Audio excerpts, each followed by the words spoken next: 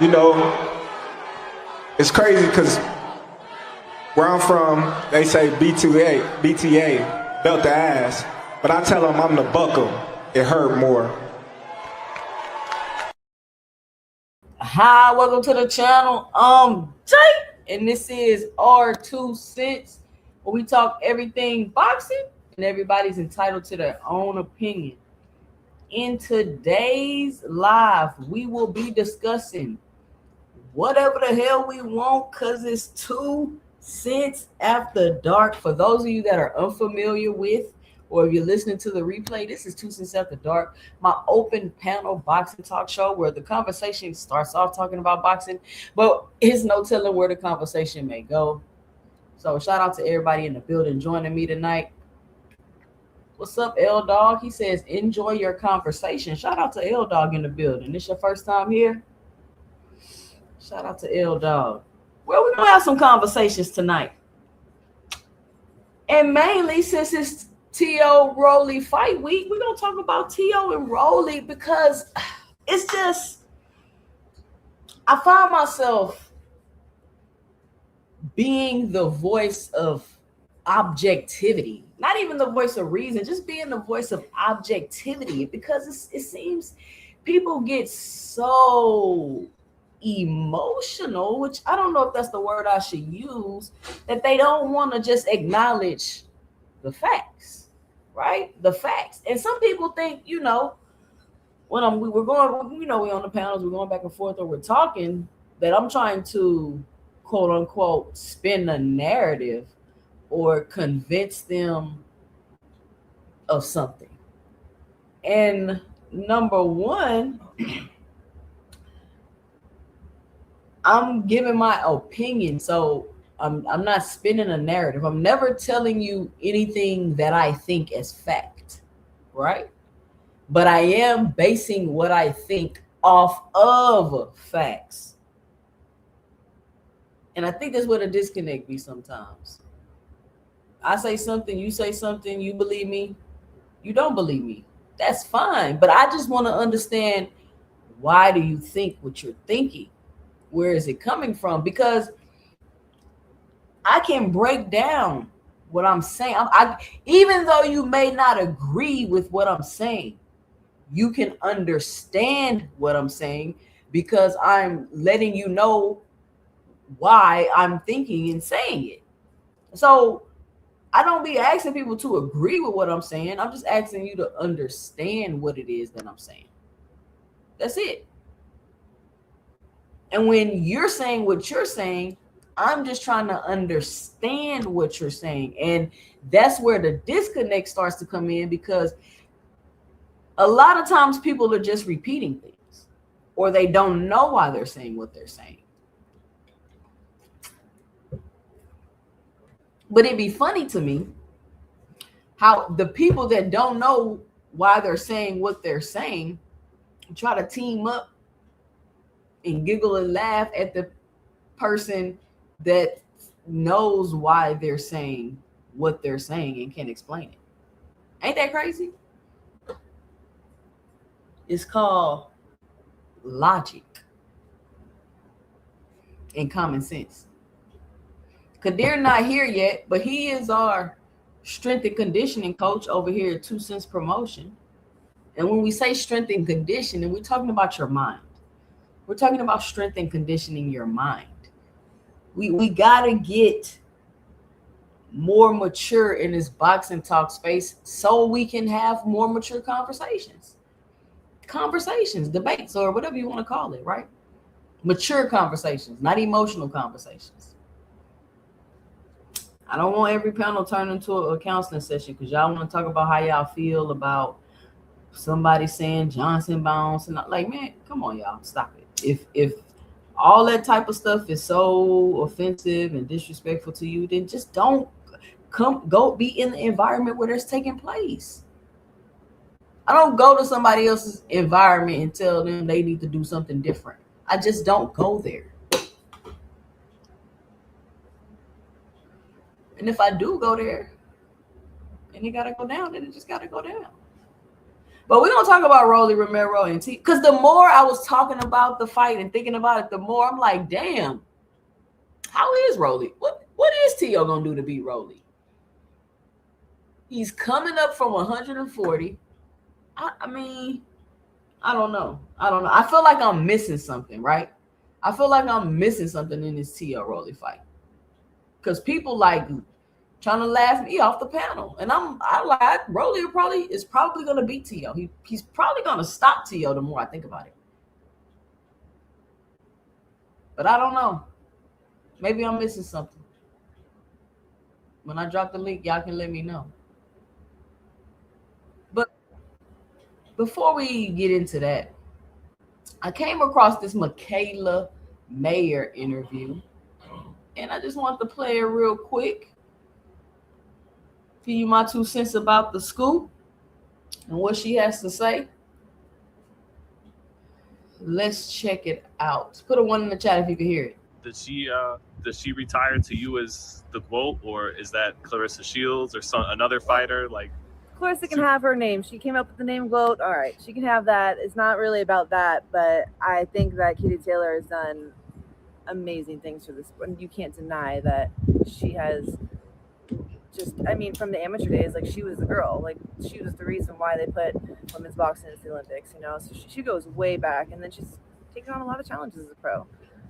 Even when we thought she fell short to, like, Delphine Pursoon, she came back, did the rematch 3 times with Serrano. A couple of them were close, but I think she's great. I think she's definitely, you know, she's the greatest to do it so far. It's going to be hard to top someone like Katie Taylor.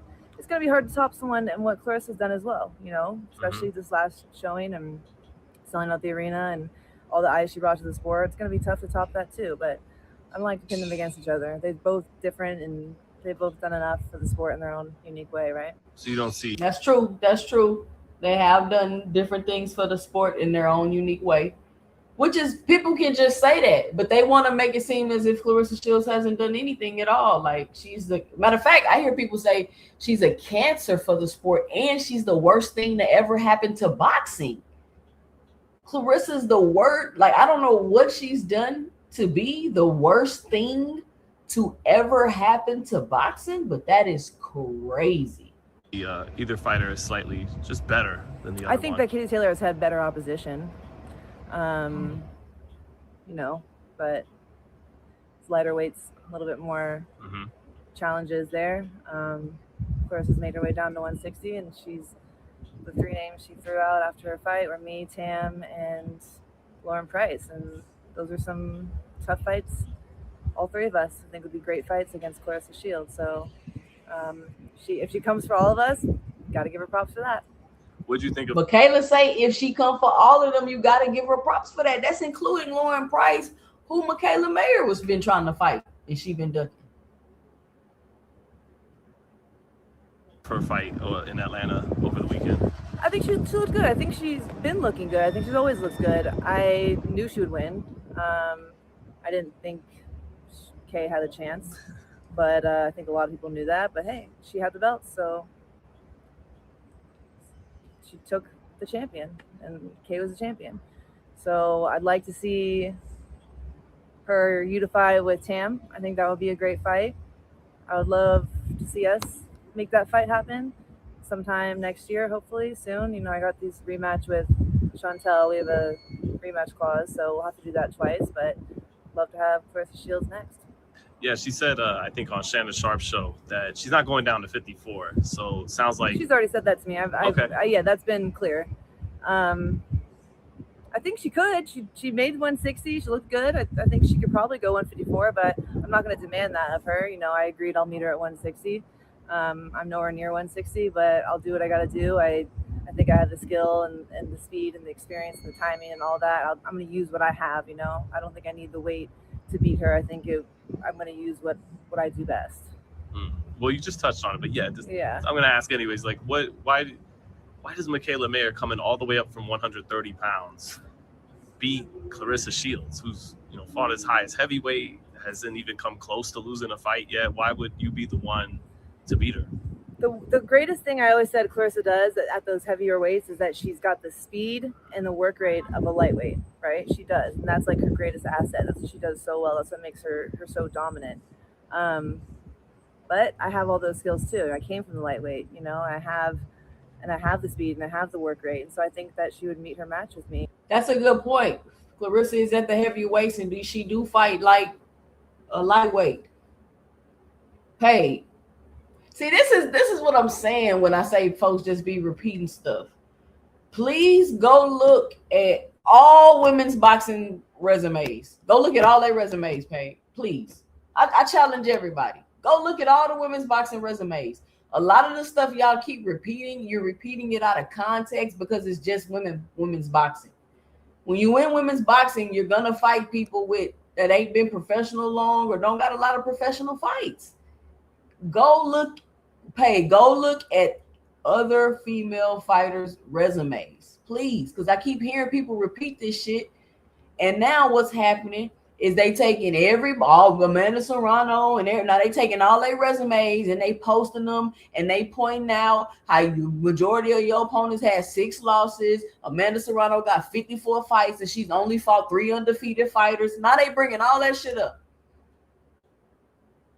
because people just don't know what women's boxing and how it works, and they keep repeating this shit. So not everybody shit finna get dissected. And it's only going to make Clarissa's case for being the GOAT that much better. So I mean, I ain't even gonna say nothing else about it. I'm just gonna let people gonna start doing it now.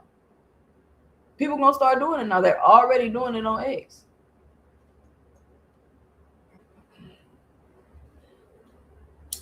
I don't know what you want me to do about her not having. There's no female in boxing that's a real threat to her, Paige. So do y'all want her to drain herself so somebody can be a threat to her? Paige, what weight class do you think she should go to? What weight class do you think she should go to? 130? Should she fight at 135? She's not going lower than 160. She's not going lower than 160. So if it's not many women that's a threat to her, how is that a negative on her?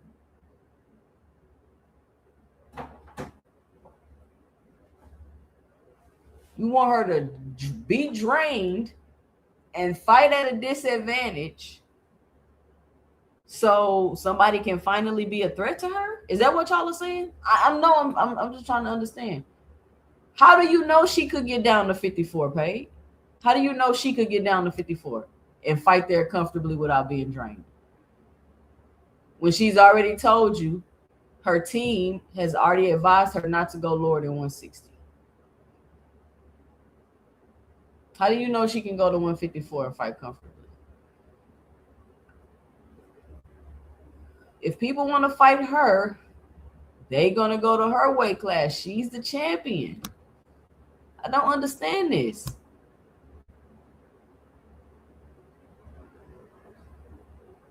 It's not my fault that I'm levels above everybody in my weight classes. There is no real competition, Paige. And honestly, people keep repeating she ain't fought no real competition. She absolutely has fought real competition. I challenge you to go back and look over her resume. Matter of fact, she was the underdog in the Christina Hammer fight. But I challenge you to go back and look at her resume. I challenge you to go back and she's only got 19 fights. She only has 19 fights, right? She's accomplished all she's accomplished in 19 fights. Go back and look at her resume and see who she's fought. There's no way she got all those accolades and she ain't fought nobody. It's just simply not true. But let's go. When it comes to that.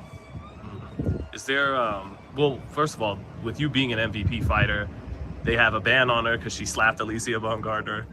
That'll be lifted. They're not gonna get in the way of that fight. You know, that was just a temporary thing. I don't think that's gonna be something that sticks.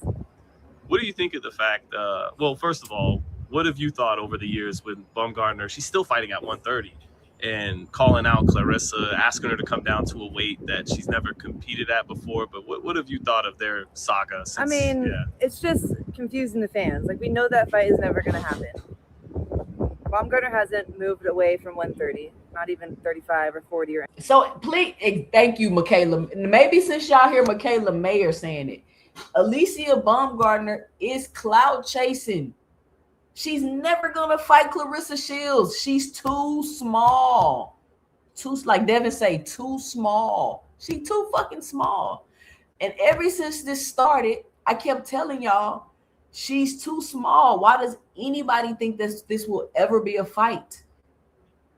Why does anybody ever think that Clarissa Shields and Alicia Baumgartner is gonna ever fight? And if they fight, it's gonna be in the street because it ain't gonna be in no ring. She too fucking small. She just been cloud chasing. Anything, and Clarissa's not going to come down. It just doesn't make sense, right? Right now, Baumgartner has some big potential fights that she doesn't seem to want to take. I think that she was so stuck on getting Katie Taylor or Amanda Serrano as if those are the only mega fights, but she's had a mega fight with me, a rematch with me, sitting on the table for years now. Caroline Dubois would be a great fight for her, and there's a couple others. She can move to 35. She ducking Maya. She ducking the Maya rematch. See, Baumgartner sitting around, teaming up all in the music videos. First of all, you in the music video with Amanda Serrano. Why y'all not fighting? Why are you and Amanda Serrano worried about Clarissa Shields? Why are y'all two not fighting? Can y'all answer that? I don't understand. Why are y'all two not fighting? And she said Alicia Baumgartner too worried about trying to be famous. She's not trying to make the big fights. You up there crying about your boy calling you out while you clout chasing Clarissa, who fight all the way at heavyweight, and you at 130 pounds. So why is Alicia Baumgartner and Amanda Serrano? Why they never made that fight? Why they never fought each other? Why y'all trying to down there at the little bitty weight classes, trying to clout chase off Clarissa Shields? Why haven't y'all fought each other? Because you knew the Clarissa Shields fight wasn't never gonna freaking happen. Easily and take on some big fights. I don't know if she wants these big fights. I don't know what type of fighter she really is anymore. Like, she seems to just want to be famous, in my opinion. She just wants to, I don't know, maybe she's using boxing to get somewhere else, but I don't really see like a true fighter in her. I don't know if she really wants to be that. Damn. Definitely not like me. She say Baumgartner lost the hunger. She too busy clout chasing. I'm not saying this. Michaela Mayer is saying it, y'all. I'm not saying it. Do you take any satisfaction from the fact that since your loss to her, though, you've been the one to win multiple world titles and multiple weight classes, and now there's a lot of buzz around you actually fighting Clarissa Shields, in reality, like in a realistic weight where it could really happen. And I mean, I had to really navigate mentally, physically, it wasn't easy. I was definitely like, it hurt to lose my belts. It hurt to take a loss and to have to navigate my way back. It's not like I saw the light at the end of the tunnel. I really didn't at times. I didn't know how this would all pan out, but I kept showing up. I kept taking the challenges. I just kept working and showing up and believing that everything would turn out okay. And now that I am where I am, like, it's turned out better than okay. I'm in a great space, and I can't even wish that the past didn't happen, because I wouldn't be where I am today now, right? Like, it led me to this position. But it was hard to see. You don't always see what the end result could be. It's like I wasn't always like super optimistic or positive. I was like beat down. I was just showing up, faking it until I make it again at some times, like I was. Well, so you and Clarissa go back. That tattoo right there on your right shoulder, you guys have matching tattoos. Got them together as Olympic team, the 2016 games, right? And yeah, it is funny though. One time she kind of downplayed it and said, "Well, I did it because Michaela wanted me to do it. Wasn't this like..." She didn't really want to do it, honestly. She was scared to do it. She was like, "Oh, I don't know." And I'm like, "Come on, we got to go do it." I was thinking about it forever. I was like, as soon as I qualified, I was like, "Yep, we got to go." And there was a tattoo place right across the street from the Olympic Training Center. So dragged her ass over there and we did it. How close were you guys though? This team, were you guys roommates ever? No, we were never roommates. But like at the OTC, y'all live in like the dorms, and you're kind of all on the same floor, and everyone just in between training sessions, doors are open, everyone's hanging out, talking, whatever. So yeah, traveling together and legitimately like so long ago. It feels like so long ago. Yeah, no, we were teammates and friends, and it just feels like it was so long ago, like we were kids, which we kind of were. But grown apart a little bit since then, but I've always supported her and wished her well. All right. So there we go. We might be seeing Michaela Mayer and Clarissa T-Rex Shields fight next at 154 pounds, which I mean at 160. Which even if she fight Michaela Mayer at 160, people gonna be like, oh, she brought her up to 160. I don't know. I don't know what y'all want her to do.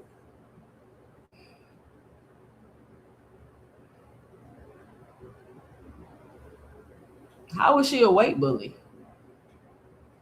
How is she a weight bully if she fights at 160 and then she goes up to fight? How is that a weight bully?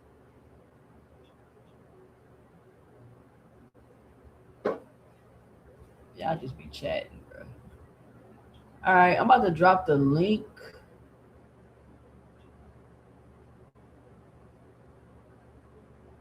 We're gonna talk about this Rolly Romero fight. We're gonna do some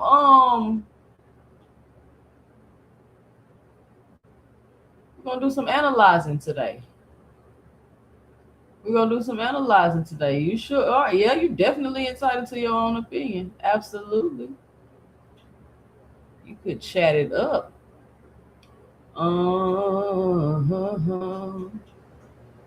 Just chat.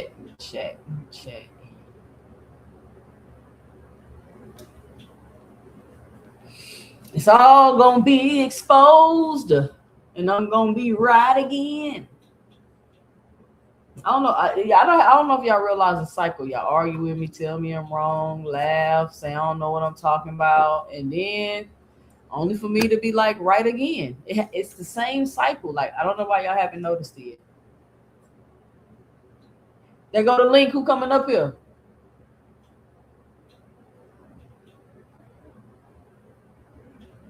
Let me see something quick.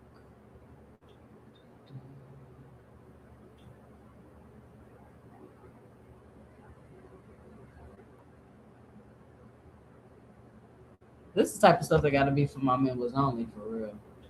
All right, here we go.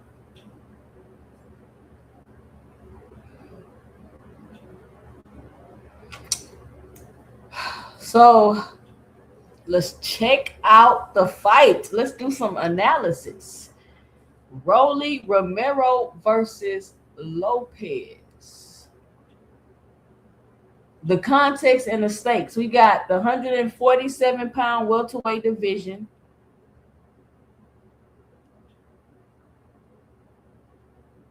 A 7-pound jump from 140 demands elite size, punch resistance, and true knockout power. Tio is coming from 140 to 147. What do you think about his size, his punch resistance, and his knockout power at that weight?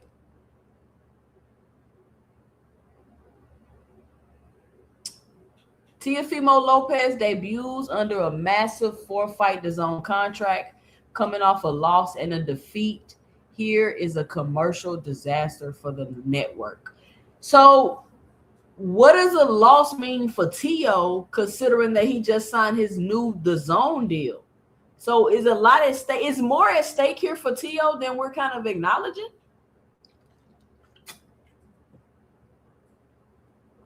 What y'all think?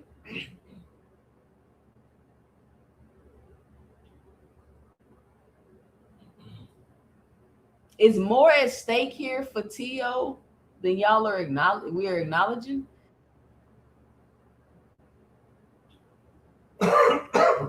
Boxing Hacker in the building, ladies and gentlemen. 2 cents. What's up? How goes it? It's great. We're breaking down this Tio fight. I'm glad you're up here. Yes. All right. Here I'll we just go. talk about that fight. Yeah, I've been talking about it all day. Romero seeks to permanently silence the critics by hunting a second member of boxing's modern Four Kings, legitimizing his status as a champion. The advanced tale of the tape. So, here we go. We're about to break it down. A deep dive diagnostic of the critical imbalance defining the matchup. So, let's look at the physicality. Rolly Romero is naturally larger through the shoulders, a genuine 147-pound fighter with explosive, heavy-handed power. Teofimo, he's visibly smaller, moving up to welterweight, and historically dropped by lighter punches. Mm-hmm. I thought somebody just popped on here. That's the truth. Here we go. Paid in full in the building, ladies and gentlemen. Don't cuss me out, 2CENTS. What's up, Paid? I said, don't cuss me out. I ain't mean no harm. I just don't think she fight nobody, bro. I mean, you talking about Carissa Shields? Yeah, I don't think she be fighting. Oh man, that's not true. That's not true though. People just that's not true. Yeah, but I'm saying it ain't that many top fighters at that weight class like that. Well, she fought Christina Henry. You gotta realize. Let me finish talking, bro. Goddamn, boxing hacker. No, I'm saying she good. I'm not knocking her for it because I mean it ain't that many top level fighters at that weight class. But I could still be honest and objective and say I don't feel like she's fight nobody that's like. I feel like she can get down to 154. She's really not that old. Bro, but do you see, like, it's about body type. You can't just say you think she can get down to 54 just because you think that. It's about her body type. It's about how she would even feel at that weight. She already expressed how difficult it was for her to get down to 160. And you want her to go down another 15 pounds, bro? Man, come on, Pay bad, bro. That shit not even realistic. And this is what men got to realize. It's not as easy for women to go down in weight as men because we have natural body fat. I agree. Yeah. I agree with that part. Yeah. Also, so she already, listen, focus on what she's done. She lost 38 pounds. She came down 38 pounds for this fight, bro. And you want her to go down another What was this fight? What was this fight at? 160. 160. Okay. And people want her to go to 147 and 154. Like they want. I think she can get down. I think she can lose another 4 pounds. But even she's a champion. Let's say Devin could make 135. What does he look like there? Yeah. Right now, if Devin could make 135, what does he look like there? Crazy. No, I agree. I think he'll probably look. It's just like how Chris Eubank made the weight. What did he look like there? Yeah. Crazy. Exactly. Chris Eubank's trash. No, I'm just saying. You see how he looked in the ring? It was wobbly. He looked like he was fighting on a boat. Yeah. He was so drained.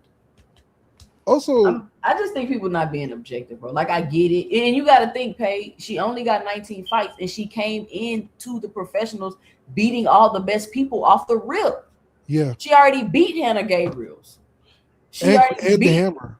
I'm not gonna say that she ain't got no names on her resume, but I'm saying like lately she ain't been like, man, we don't really know them people like that.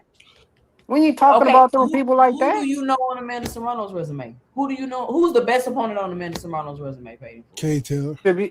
I was just finna say that, but yeah, I just think at the lower Amanda Serrano got 54 fights. Name me her 3 best opponents. Hey, I don't be watching women's boxing like that. I only know Katie Taylor. But you can name 3 of Clarissa's best opponents. Yeah, Hannah Gabriel's, Christina, Hannah Gabriel, Savannah Marshall, and so how is she not fighting nobody when you can name 3 of her opponents? But you I said lately. I'm saying I ain't saying she ain't fighting nobody at all. I'm saying lately. That's because she beat everybody already. Bro, she done fought Franchon Cruz-Dezurn 2 times. Because nobody even wanted to see that shit. Because so the problem was that she was supposed to fight what's her name? But my point is, bro, it's not that many. I feel like if she go down to smaller weight classes, I feel like fighters can meet her at them weight classes, bro. Like if she go down to 150, 154, I think that's decent. Bro, she's at 160. She's a champion. Why would she have to do so what's wrong with her losing 6 pounds? She already lost over 30 pounds. Why would she do that?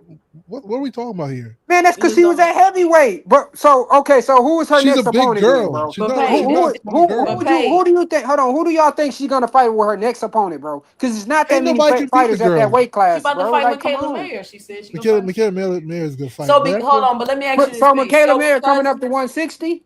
So Yeah. That's what I'm saying. I can see her Paige. fluctuating between 154 and 160. It ain't no problem with that. What's the issue? This is like people telling Tank he need to go to 140. I'm cool with that.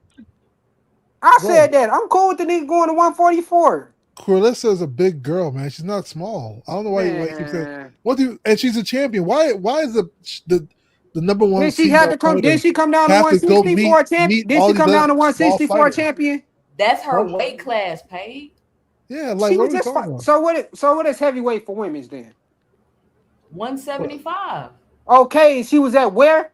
Just fighting where? Paige, her weight class is 160, Paige. That's her weight class. So that's what I'm saying. People that's can the weight still class she went 2 times undisputed in because that's her weight class. So you want her to go below her weight class, Paige? No, I'm saying she can't meet people at 154 or catch she can meet people. She's a champion. Well, she's the number one female. Man, come on, bro. Hey, listen to what I'm saying. That's her weight class is 160. So what you want her to do is go below her weight class. Is that what you're asking her to do? Yeah, for some real competition. Okay, so who else would you ask to go below their weight class for some real competition, Paige? It depends on the section. We talking about women, so that's kind of different. Exactly, because women don't lose weight like the men do. Like I don't understand why y'all don't understand that. I don't understand. Okay, so Carissa did call out on K9 channel. Carissa called out Cecilia Breakers and said, "Let's meet at 154." That's what I'm saying, bro. Like, y'all making it seem like she ain't saying the shit that she's saying. 2 years ago. But we're talking about now. What's happening? She just came heavyweight back to 160. Like, what are you talking about? And she's the number one female in the world. Like, women should have to come to meet her. She doesn't have to go to meet people. She was at 160. And let's be real about one thing. The only real challenge down there is Katie Taylor. That's the only challenge that you can imagine. There's no other small woman that can touch Clarissa. Hold on, we got the strength and conditioning coach on the panel. Shout out to Kadir on the panel. What's up, Kadir? Yo, what's going on? D-Free. We got D-Free on the panel. What's good? We got No Cap. Hey, can y'all hear me? Yeah. All right. We're gonna let D-Free go, No Cap go, and then it's on Kadir. Then we're gonna get back to this chart. We're gonna talk about Clarissa, but Kadir, Clarissa, what could you explain to them about just going too far down in weight? Just real quick, briefly. Man, that's why I hopped on, because it's like that's like equivalent to like being around 8-7%. Like she damn near starving herself. You know what I mean? So like if you've ever been that low in body fat, that's extremely hard. Mind you, women, they have fat in extra places, so it's harder for them. The fact that she lost 38 pounds and I don't know how long, that was impressive, because I ain't like, you know what I mean, for her to keep that muscle. She's gonna lose a lot of muscle trying to drop that weight. It's probably not even healthy for her to do that. You know what I mean? So I don't think it's possible for her to drop like 6 pounds. It's a lot. It's a lot. Like, so you feel me? So it's like that's like if you've ever been super lean and you trying to get sub 9%, you're gonna be like, bro, your body like, damn, I'm about to die. Like it's very uncomfortable. And because when women lose that much body fat, they period stop everything. Like that shit's not healthy at all, bro. It's gonna fuck with your hormones. Now maybe she could make 54, maybe, but even if she do it, she's still putting herself at a disadvantage. So maybe she could do it. I thought the way she looked at 160. I thought 160 the cutoff. She looked great. If you seen how like she kept her muscle, like I don't think she can go any further than that. Like she looked good at 160. That was the best she looked physically. Nigga. She was swole. Man, right? You just see that like she looked. Man, she was chiseled up. I was like, dang. She was swole. That's the best she looked. She said she was working out 4 times a day, Kadir. Man, she was in tremendous shape. Like tremendous shape. And you see how she was moving in the ring. She was like, I was like, oh yeah, What's up, but D-Free? like question for the. Oh my bad, Kadir. No, you go. No. Go ahead, be free. Go ahead, be free.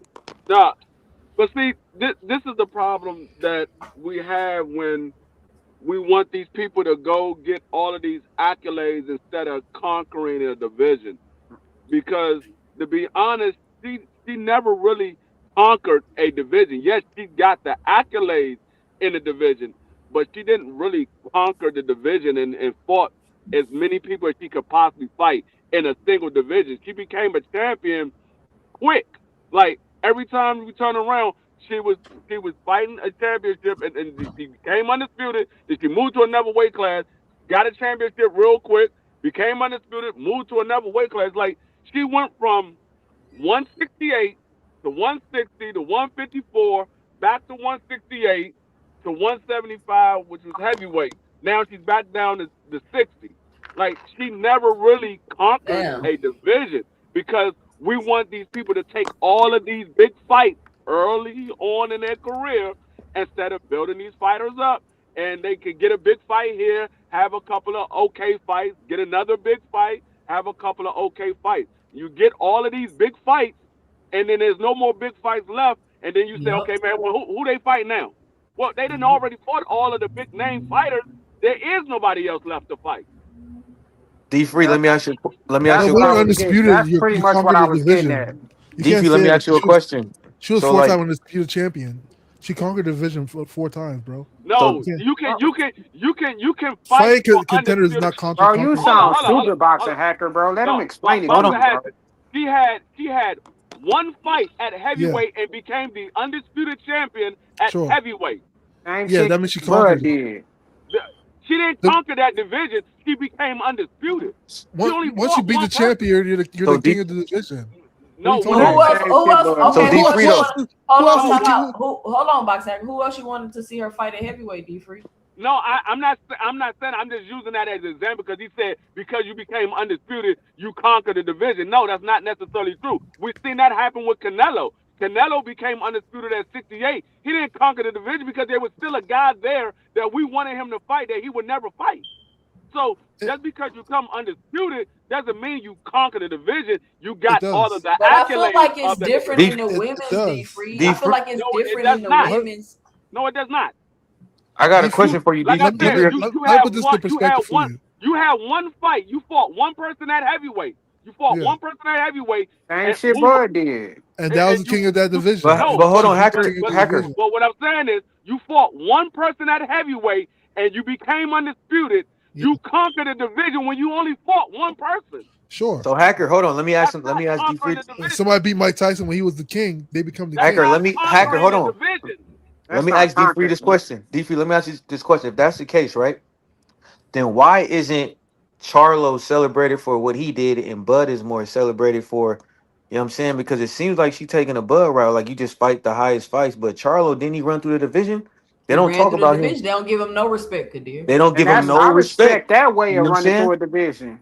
You feel me? He did it through, like he beat everybody, but they don't give him. He's not highly talked about as far as. But you feel me? But they'll give you Bud's accolades. So I'm trying to figure out what is the criteria. Because Jamel is because Jamel is a PBC fighter. I'm glad you brought up Bud because that's like saying Bud conquered 168. All he fought was Canelo. He didn't conquer 168 technically. He didn't. Yeah, that's what I'm saying. But he get more respect than the Charlo. Like he gets bullshit. I don't know. I'm a casual. Help me understand. I respect what you're saying. I just feel like it's bullshit. Like that shit that Bud did, I feel like that's bullshit. Wait, what are you guys like? Talking niggas about? Niggas just going to fight. Niggas wait for niggas do all the heavy fucking lifting. But it's not the same thing. This is the thing. Hold on, time out. People want to compare Shields to them. It's not the same thing because it's nothing. It's not enough depth in the women's to be plotting and strategic and really avoiding people like that. That's what I was. It's not enough women for that. That's not what I was saying though, 2CENTS. But we got to be honest. I'm like, it's still the same kind of thing. It's like you going to the division fight one motherfucker with all the belts. So what's worse? What's worse? Being in Clarissa's position where there's not enough women and you just beating everybody, or you just blatantly you got more than enough talent. If Clarissa was somebody else, they wouldn't be treating her like this for real. Exactly. Why not? Bro, that's Y'all making it seem as if we taking away from her, bro. We not taking away from. We No, just no, no. calling a spade a I'm saying, spade, how could bro. y'all? I'm I just saying, think how you could guys y'all? don't know women's boxing. That's what I'm it just is. saying, But how that's That's could what part I'm y'all? of like. it We too, can't just boxing be hacker. honest. Like it's Part of cool. it, Yeah. I'm just Like I'm no. Kristen Part of Shields it beat is a people woman that don't was know. a champion for like 10 years. What do y'all Part of talking Y'all it about? make is it seem like we said. Go I'm ahead, gonna tell bro. you like I'm gonna tell you like my boss used to tell me. You don't have enough work, but make that work stretch out so you last the whole 8 hours. So you look like you're doing something for the entire 8 hours, even though you don't have that much work. You we, stretch it out. You But stretch boxing's it not we, an out. 8-hour but job, man. we But D can't Like Free, penalize her. that's How what do boxing's we a I'm talking about. penalize it's a her and 36 Hold on, celebrate? let minute me say this match, because brother. My that's what bad, she's 2 cents. doing, D Free. She's trying to stretch it out. Michaela Mayer is the next big fight for her. She Yeah. fought No, whoever this was in between. They no, trying to she's crucify her. I'm like, it's a fucking showcase fight. And then she gonna no, but fight somebody else bigger at the next fight. Can she what come she down and get acclimated to the weight and do all that? Like what like why are people acting what like she's doing But what I she's guess doing now, she's trying to stretch out the last 45 minutes to an 8 hour shift. No, you should have stretched it out from the beginning instead of trying to just run through these daggone weight classes, getting all the belts real quick, and then now you're trying to say, okay, let me get some fighting. You done fought the top females. You fought all of the top females that Yeah. was in each division. You fought the top females, the ones that had the belt. You fought those ones that had the belt. Now you're going back trying to fight these other women where people like, nah, we don't care about those. Because if you would have fought a couple of females here, fought for a title, fought a couple of more females here, fought for a title, it would have been more pleasing because you had fights that stretch it out throughout your career. Now you're not at the end of your career. You're only 30 years old or 31. I forgot how old she is, but you still got years left, and you're trying to search and find some people are willing to see you fight now. yeah, Yeah. but Two that's cent, not can her I say fault, D something? Free. I'm Two not cent. making it. That's what I was getting at, too. So how now was she it's not her penalized, but fault, but it's Shakur just the and them Yeah. not? era. That's all I'm No, Two saying. I'm cent, not can I say saying something real Pate. quick? Hold on, Pate. I'm not saying you saying it's her fault, but she's being highly penalized and criticized for that. Two, But you know that come with the territory, man. can I say something real quick? But the problem is, it's like y'all people that's doing this, y'all don't even understand women's boxing. You feel what I'm saying? No, Like I y'all got don't you. even get it. I think it's fault on two sides. It's fault on the fans and it's fault on Carissa because she listened to the fans about getting all these big fights and trying to get all of these accolades instead of realize, okay, if I get all these big fights now, what am I going to have after I finish fighting all these big fights? And this is what I keep saying to a lot of people when we talk about Tank Davis and Devin Haney and T.O. and Shakur and all these guys getting all these big fights early. What are you going to have after all those big fights are over with? After you fight T.O., Shakur, Devin, and Ryan Garcia, what's left? You're going to go back and try to get these lower level fighters now? No, we want to I see, agree. okay, Can we I say want to see something you real But fight the quick? women is a little better. different though. Can I say No, something but real quick? 2 cent. it's the same for both because you got low level women, you got mid level women, and then you got the Can we upper cut the level light? women I in, want to. I in need to be every in sleep. every Nigga, ain't no division. upper level women, nigga. Who the upper level Oh, women? can I say something real quick? 2 Go cents. ahead, Carissa, that's boxing it. hacker, and then we're gonna get back on the TO Yeah. breakdown. Come on, y'all. We can do So a so Shields here's the thing, breakdown right? on Let's put it twofold, right? When it comes to the Carissa Shields fight somebody, Christina Hammer was a champion for over 8 years. I think she was like a champion for like 9 or 10 years. Christina Hammer. Carissa Shields was like an underdog against Christina Hammer. That's Christina Hammer alone, right? Nigga, that's just They get because Franchon Shields Cruz, fight. who's a hold on, who was an Olympian, What is your right? point? Who beat Shadeja Green, right? We got Franchon Cruz too, right?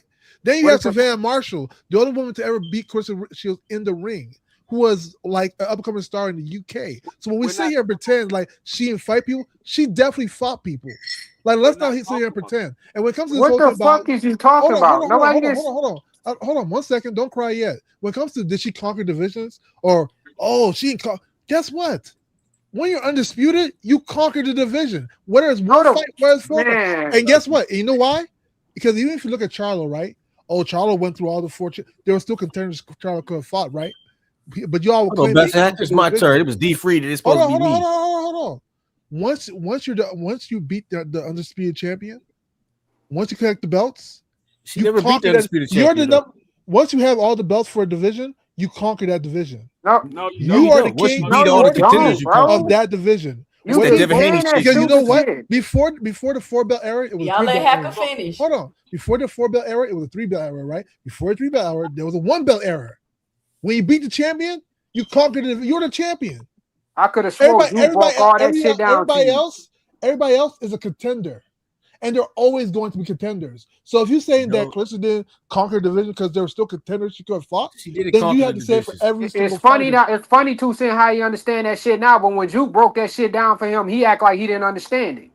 Brother, you broke that same argument down for you. Brother, speak for yourself. Don't speak for Juke. Juke's not even here. I don't even know what you're referring to. First off, She conquered it. Let's cut it out. Let me let No Cap go. Go ahead. So, Hacker, you're wrong because Hacker, are you telling me that Cambosa conquered the division when he beat He wasn't undisputed. He wasn't undisputed. He was not undisputed. Hold on. Okay. Because regardless of what you say, they called him undisputed. But it wasn't because there was a dispute. I don't because care there what was you, a dispute. I it don't means care undisputed. what you think. I don't care what you think. Because there was a dispute. They called him undisputed. Because there's a dispute. Because there's a dispute by definition, he's not undisputed. Why? Because there was a dispute. So some people will say that he was undisputed. Some people say he's not. So there's a dispute. Boxer Hatcher, we don't make the rules for the boxing industry. They do. By words. By words. Listen if what I'm there's a telling dispute, you. You're not undisputed, brother. Boxer Hatcher, stop talking. We don't make the rules. They make the rules. They can change the rules however they want to change. No, they can't. They can. No, they can't, brother. Come on, no, man. Come on, Boxing Hacker. Let them finish, bro, so we can move on. So they can change the rules however they want. They have a committee that vote on what they want to be changed. They can change the rules however they want, regardless of how we see it. If they say this is the champion, this is the champion. We can say no. This is. I believe this is the champion because this belt been in existence much longer. That's not up for you to make that decision. That's up to them and their committee. I don't need your ad libs. So regardless of how we feel about it, that's their rules. They can make it and change them however they want. We see it happen all the time. The same way the WBA Super came into existence out of the blue. It came into existence out of the blue. There was no WBA Super before. It just came into existence, and that was the champion. The same way they did it now. They can change it however they want, regardless of how you feel. If they say he's the but they don't define undisputed, brother. If they say all right, we taking up too much time on this, y'all. Yeah, they don't define undisputed. I don't know why we're arguing about this. They don't. Undisputed is a popular culture term, right? All right, it's not based on the sanction bodies. Hold on. What's up, No Cap? What you got? Yeah, Hacker, you're just off base because you don't know what you're talking about. She got a lot of vacant belts and a lot of inaugural belts. So I wouldn't say she conquered the division. Probably maybe she conquered the middleweight division and that's it. But I wouldn't say she conquered the rest of the divisions. You know what I'm saying? Just because she had the belt. No women's boxer is conquering divisions then, because they all got vacants. Cecilia Breakers conquered 147. She's the longest reigning undisputed champion, man or female. I'm saying that they all got vacants. Like you said, she conquered 160. She's not gonna be able to conquer all of the divisions because they got vacant belts in them. This is like Amanda Serrano got 7 vacants. Like they all got vacant belts. That's what I'm saying. She just said the divisions. It ain't that many women her size. That's just what it is. Exactly. That's what I was getting at. And then you got and she don't need to. I mean, she could be fighting anybody. She need to fight one of them MMA chicks. Shit, she can fight anybody. I mean, at this point in time in her career, it's really not anybody for her to fight that the fans will be okay with unless she goes down to 54 or 47. There's really not, because anybody that she brings up, they went, well, you done brought her up two or three weight classes. So it's not really anybody that people are going to be okay with. Well, shit, you trying to bring me down 2 or 3 weight classes? Yeah, no, I'm not trying to bring her down nowhere. Wherever she goes, where she go, I'm not trying to bring her anywhere. But it's not going to be okay, like I said, unless she goes down or she brings somebody up. And even then, you still gonna be like, okay, well, she's a much bigger female fighting a smaller female, or she brought this female up 2 weight classes. So it's like she's at a no win situation because of how her career went, how the path that she chose to take. She's at this point in time, she's got to be satisfied with what she done and just say, okay, it is what it is. They're not gonna be happy with whoever I fight because I didn't beat all of the top ladies of each division. I Yeah. beat the top ladies, so they're Yeah, not going to be happy with who I fight. She Yeah. just gonna So have this to. means she's the This will best, come though. with being the GOAT. Okay, Yeah, but come that's on, y'all. why Let's she's get back just on the the best. T.O. That's all it is. Let's get back on the T.O. Romero analysis because I done took my time making these charts and shit. Now, come on now.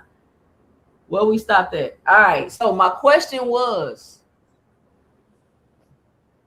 the physicality. Romero is visibly smaller, moving up to welterweight, and he's historically been dropped by lighter punches. What y'all think about that as far as the physicality between those two?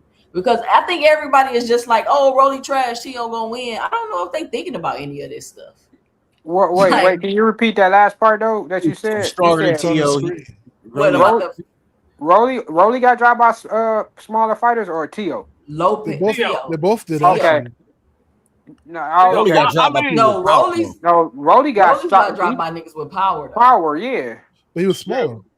Yeah, like but Rolly, power though. He said it says by lighter punchers, boxing hacker. yeah, T.O.'s been dropped by lighter punchers, and see, and that's why I say if you compare the two, just off of that, I would have to say, Rolly has a better chin because the only people that dropped Rolly were punchers. He never been dropped by somebody that's not a puncher. He's never actually been outboxed by anybody. So he's never lost by decision. He's never lost by decision. The only time he lost was a stoppage. So the guys that stopped Rolly were guys that can punch. The guys that dropped and beat T.O. were guys that can't punch. Yeah. So the person who's been stopped before twice is a person who doesn't have a suspect chin. He got stopped by punchers, he got bro. stopped by punchers, but you're comparing to someone who's never been stopped. Boxing hacker, listen. If you get stopped by Pit Bull, you don't have a suspect chin. If you get stopped by Tank, you don't have a suspect chin. Wow. But Teal's never been stopped. But he been knocked down. Yeah, but he still got up and fought. Like, he got dropped, but it wasn't like he was lost. He's been dropped by lighter punchers. So we're saying that Rolly can probably drop his ass. Rolly only lost by knockout. T.O. can't knock out Rolly. On the screen. That's why it's visible, boxing hacker. That's why it's a chart. It's on only way to beat Rolly is by that's knockout. a fair statement. T.O. can't knock him out. Argue shit, man. This for my Also, you really want to pay attention to. Shout out to 2CENTS. What's up to the What's up? Oh, my bad. I forgot. RBS was up here. What you got, RBS? Yeah. I really want to get into the Rolly and T.O. breakdown. I think also like the power hasn't translated for T.O. But I think also with Rolly, I think 47 is a better weight class for him. I think like when we saw him getting rocked and shit like that, even though by people that got power, I think like I always had because like Rolly's a big guy. Like for even him to squeeze down to 35, bro, he's big as hell. So it's like I think the weight class where he was at was an issue, and I think 47 is filling out for him. So I think his chin is gonna be a lot better at this weight anyway. Like I think he's gonna be a lot more what's the word? Durable. Yes, exact word I was gonna say. I think Rolly gonna be a lot more durable at this weight class. Yeah, I agree. And I think power ain't translated for T. We ain't seen it translate. So that's how I see it. Not only is he going to be a lot more durable, he's going to be a lot more dangerous at this weight class. Yeah. Right. Yeah, he's going to be a lot more dangerous because now he doesn't have to lose as much muscle. So the little bit of fat that he does have, he could turn that into muscle, and now he becomes an even stronger puncher. So yeah, he's gonna be a lot dangerous at this weight class. So let's talk about the stop mechanics because Rolly is an evolved patient counterpuncher utilizing awkward natural twitch timing. T.O. is an unorthodox generational athletic talent and rhythm, though reliant on a bag of tricks because Tio, like, what does Tio really do in the ring, y'all? Like, we know that he has a decent jab. His feet, while awkward, he's fast. He is a patient counterpuncher. His style is awkward and he can punch on the move and he can punch you hard on the move. And if he's able to sit down in the shots, he really gonna hurt you. And he got this counter straight right that is crazy. I don't know if people don't ever see. Like watching his old fights, he used to use it a lot. Like he'll walk in and they'll throw something, he'll block and then come with that straight right. And he like kind of block it with his elbow or forearm. Yeah. And so it's like, I just don't. The more I talk about this fight, and I'm thinking like, what is Tio really going to do? Like as far as his style mechanics, to be able to overcome Rolly's strength, his awkwardness, his power. Like what is his counter to those things? Y'all think? I think Tio's normally the better boxer between the two, right? Like Rolly has a lot of power, he has a lot of speed, but he also throws a lot of wide shots, and he makes all his shots powerful, like the same amount of intensity. I think in terms of like just like boxing talent, I would say you have to sort of lean towards Tio in that situation. Tio's very slick in the ring, you know. You want to bet? Tio's normally, but the Tio's kryptonite, I can't say is Rolly because Tio's kryptonite is normally people who can move really well, you know. I don't see Rolly as a good mover. Let's bet something then. Yeah. I don't know if Tio's a better boxer than Rolly. I think he's more athletic than Rolly. Yeah. I don't know if he's a better boxer because what is Tio's style? He's not good on the front foot. He's decent on the back foot, but he doesn't fight on the back foot on a regular basis. He mostly come forward, but he's not good coming forward. No, you just can't call Tio slick. He's a slick boxer puncher. That's his style. He's a very slick boxer puncher. Like I said, the only time he has problems, huh? I wouldn't call him a boxer puncher. He hasn't punched anybody. but that's what he is. I mean, I don't know what else to call him. That's what you call him. That's the last time Tio had a good performance. That's technically what he is. When's the last time Tio had a good performance? Hold on, we're gonna talk about that. We're gonna talk about that. No cap. We're gonna get on that. We got to get through the show first. I think also too, Sam, one monkey wrench is they know each other so well. And I was talking to a boxing coach about this. Like when fighters know each other, like they know each other's mannerisms. So a lot of things that like Tio can do on opponents, he might not be able to pull off a Rolly because Rolly knows him, and vice versa. That's the same shit that happened with Ryan. If you going by that, but the difference is Rolly has changed a whole lot, right? I agree. He's a completely different fighter, so that's kind of dangerous for Tio. Okay, now let's look at the momentum. You got Romero was coming off a massive upset knockout victory with Ryan Garcia, and you got Tio. I said, okay. No, he didn't knock out Ryan. He got the decision. Majority decision. Yeah, majority decision. Yeah. And then you got Lopez, who's rebuilding from following a definitive tactical defeat. So I think that defeat really took Tio's confidence. Now, I am a little concerned about Rolly with the layoff, but I did hear Tio talking on AB's stream, and he sounded like he's been overtraining because he was talking about how he didn't have no energy and he couldn't do stuff because he had been training since the Shakur fight. Could you cover over like what happens to your body when you overtrain and how that affects you? No, I mean when you overtrain, your body is fatigued because you want your body to peak at the right moment. It's the same. It's in any sport. It don't even have to be boxing. In any sport, when you practice, you don't want to over practice. When you train, you don't want to overtrain because you want your body to be at peak form when it's game time, when it's fight night. You want your body at peak form. If you let your body go past that peak form, your body starts to come back down. The same way your body got to build up, your body got to come back down. So once you go past that peak moment, that's why it's called a peak. your body starts to come back down, and you start to fatigue. You start to lose the strength. You start to lose the stamina. Is You a start to be terrible lethargic. yeah, it's a terrible thing for a fighter to overtrain because Hmm. now you're in a mode where you can't get better. You hope that your IQ can get you through this fight because you're not strong enough. You're not fast enough. You're not your endurance is not strong enough. So you hope that your ring IQ can get you through this fight because now you like I got to just make it through this fight because if I get hit or if I get into a battle, I don't think I could last because I'm drained. It's almost like being a fighter being drained. It's almost like a fighter being drained.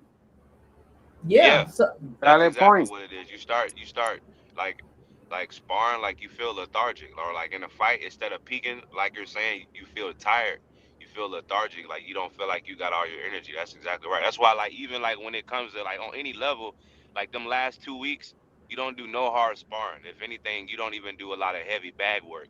You might do a lot of pad work and a lot of drilling with pad work, but even that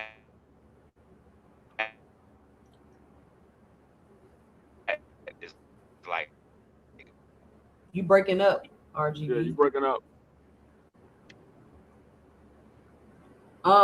And then the last and final thing on this page is the mindset. Now we've seen Rolly Romero go on his spiritual journey. We've watched him literally change right before our eyes and just mature and grow as a person. And I think it's weird that for some reason people don't want him to grow up. They like, you're not gonna say nothing funny, you're not gonna be goofy. And I'm like, why do people keep doing him like that? Like, why can't they just accept the fact that he's changed and stop asking him to be his old self? Like, I don't right, understand when people keep doing right. him like that. I'm sure it's annoying to him because it's annoying to me. Like, bro, like I'm not like that no more. Like I've matured and grown as a man. And why y'all keep asking me to act like the old me? But he has supreme self certainty and he's in spiritual alignment. While on the other hand, you got Teofimo Lopez, who's experiencing an active, admitted identity crisis in and outside of the ring. Tio has no idea who he is as a person, and his father, who is just, in my opinion, ruining T.O. mentally and emotionally, and refuses to take accountability for anything. And I've been saying, because I seen how good T.O. looked the Loma fight, and my understanding was his dad was not the head trainer for that Loma fight. And then when I seen the Loma fight, I was like, finally, T.O. got a better trainer. And then right after the Loma fight, he went right back with his daddy. And I said this well before he fought Shakur or the fight between him and Shakur was even thought about, is that T.O. has been declining ever since the Loma fight. And the Josh Taylor win, in my opinion, was just a false positive. He looked decent against Barboza. That was a decent win, but I don't know. Like, I just don't see T.O. just all of a sudden miraculously bouncing back from all of that, moving up in weight and beating Right. Holy. I was I He mean, didn't fight I the would say dangerous they both guys have. at 140. He didn't even fight the tough punchers at 140, but he's going against Sugar Rolly Romero. We know it's going to happen. T.O. going to bitch out just like Ryan did as soon as he feel that power. Well, I don't know. We They, already know they have what a time. sparring clip up by the way, but Nigga, that was years ago, nigga. but I think they both suffer from the same. Like they both battle depression, like in and out of the ring. You know, Rolly's battled depression. You know, like he said the last fight with Ryan, he said he had like an epiphany. But he's We're been talking talking about about their mindset right now, currently, because they're yeah. about to fight this weekend. I I don't. I it's weird. I like they both helped each other out throughout the years as being friends. And I think they both help each other out through like their mental anguish. So I think it's weird between them right now. It's But like I'm talking it's so, about their mindsets individually. Like yeah, that's yeah, what I'm individually. saying. It's Oh hard to say because they're fighting each other. Like I think this circumstance is just different, you know. I'm gonna I, be I don't honest. I don't think I don't think it's Think different so. because I Yeah, I think was gonna say these that are too. these are two guys that yeah they're friends, but they're not friends where they grew up with each other. Yeah, They met each other. I think in Rolly the said he sport. met. Yeah, I think they met each other in the sport. Once they became a pro, they met each other. I think Rolly said he met Co like 2019 or something like that. Or yeah, something like that. It was like Yeah, one of the so it's like not like October. it's not like they're long term friends or they're best friends. Yes, they friends, but it ain't on the same level like a Shakur and Keyshawn Yeah.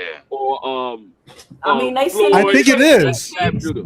I think Floyd it and is Zap. actually because Rolly said himself that he helped roll like Tio like not commit suicide before, and Tio's been there when Rolly was going through depression as well. Like that's Listen, what I'm saying. Like listen, it's not about the listen. length But of this time. is not what I'm They were talking about, though, y'all. I'm No, talking but about the I know what you're Yeah, saying. But you I talking know what about she's the talking mindset. about, and that's what I'm Like trying to yeah. tell him. Like Rolly is she, becoming more mature. I think yeah, more Rolly. mature fighter. Yeah, he's understanding where he's at now in his own headspace. He knows, Yeah, okay, all of that joking and playing around and cursing yeah, and doing all that stuff. Okay, I'm an adult now. I'm 30 years old. I'm an adult now. Tio, on the other hand, he was doing that his last fight. He was right. still joking around, playing And around saying his weird last shit. fight. Yeah, and So saying weird shit. Hell yeah. Tio hasn't fully matured yet. And the one thing I said about Tio, he gets up for big fights. The two big fights he had, Yeah. Josh Taylor and Loma. Do Tio look at Rolly as a big fight like he did with the Josh Taylor and Loma? That's the question. Do he look at that? Do he look at Rolly as a big fight, or do he look at Rolly as, man, this is my friend. I'm gonna go out here and do what I do. It's such and such. It's not that big of a fight. I Nah, don't I I think don't know how Tio is taking this fight right now. I think he's taking it like I mean like because I just saw an interview where he said a punch from Rolly could end somebody's career or some shit like that. Like I think he's very aware that he could get knocked the fuck out. Like I'm saying, like at a new weight class. Like I don't like I feel what boxing hackers saying, but I don't like if you think Rolly finna go in there and be like, oh I don't want to you know, I don't want to knock this motherfucker out and win just because he said if any, if I'm gonna give my belts to anybody, I would give it to Tio. Like, don't take that comment out of context. That ain't finna like they not finna be in there sparring. Somebody's getting knocked out. I don't I see mean, this going somebody to a is decision. probably gonna if it goes to the decision, Rolly It'll probably be a gonna fucking Tio. win. I'm gonna tell you what I Rolly don't think remind me so. of. Rolly Rolly's remind me never of lost a decision, y'all. I Rolly. don't know Rolly. what I don't think it's gonna go to a decision. You're not outboxing Rolly, bro.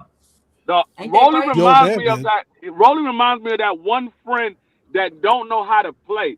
He Yeah. always taking things a little too far. He be like, no, we were just playing. Oh, my bad, dog. I didn't know my own strength. He That's played what too Rolly rough. reminds me of. Yeah. He don't know how to play. Like you, it's Yeah. that one kid in your neighborhood. You like, man, I'm not playing with him. I'm not. Or I'm put not. it like this. Or put it like this. There's a dude, and this on my life. Every time I see him, hey, let's spar. I always say let's do light, and he never do light, and that shit be catching me off guard every fucking time. I be getting my ass beat. I be getting beat the fuck up, and I be like, bro, like at the end of my session, we been in there for 3 hours. He want to get some shit in talking about light, and I get trashed. It's like that. Like he don't ever know how to go light. It's just like full all the way to the wall, and he do that with everybody. So, Yeah. Rolly Yeah. That nigga reminds might me be of that. playing with you, dog. Trying to be. He know what he But doing. listen, but You gotta see, and do. this That's is why you gotta throw him like Rolly did. That let me take y'all through the evolution of Rolly, which is what I keep trying to explain to people, and they seem to not understanding what I was saying. So I was on the IEP panel last night, and they act like they didn't get what I was talking about when I was explaining the evolution of Rolly and his fight with Pitbull being one of his best performances. So when Rolly first started, he was just a slugger. He was reckless, he was explosive, he was uncoordinated, he was entirely raw, awkward power. He was dangerous, but he was highly vulnerable. And that's what got my attention because I was like, okay, like who is this guy? Like he got this weird, awkward style, but he got all this power and he got a lot of potential. And then briefly, after he got knocked out by Tank, he became overly cautious following the loss to Tank. So he stopped being as reckless. But now he's with Silas, who's put him in a system where less is more. And so now Romero waits for opponents to overcommit, maintaining balance to land devastating twitch power counters. And that's why I was saying earlier, Rolly is a counter puncher. Man, He's he a finna beat the counter fuck out puncher. of T.O. Do y'all hear what I'm telling you? You see what I'm saying? So all this laughing and sniggling and giggling y'all doing and Rolly this and listen, if I was thinking it's a close fight, but I'm telling y'all, the more I talk about this fight, the more I'm Rolly like, finna fuck him up. Man, I'm telling you, I and don't I've been know. because having Rolly for months. I've been saying this for months, not even pat, since before the interview, senior and junior interview. I've been like, Rolly finna squash this dude. and I don't this know. has I think it's been hard. T.O.'s trajectory. You see right here where it say elite fundamentals threshold.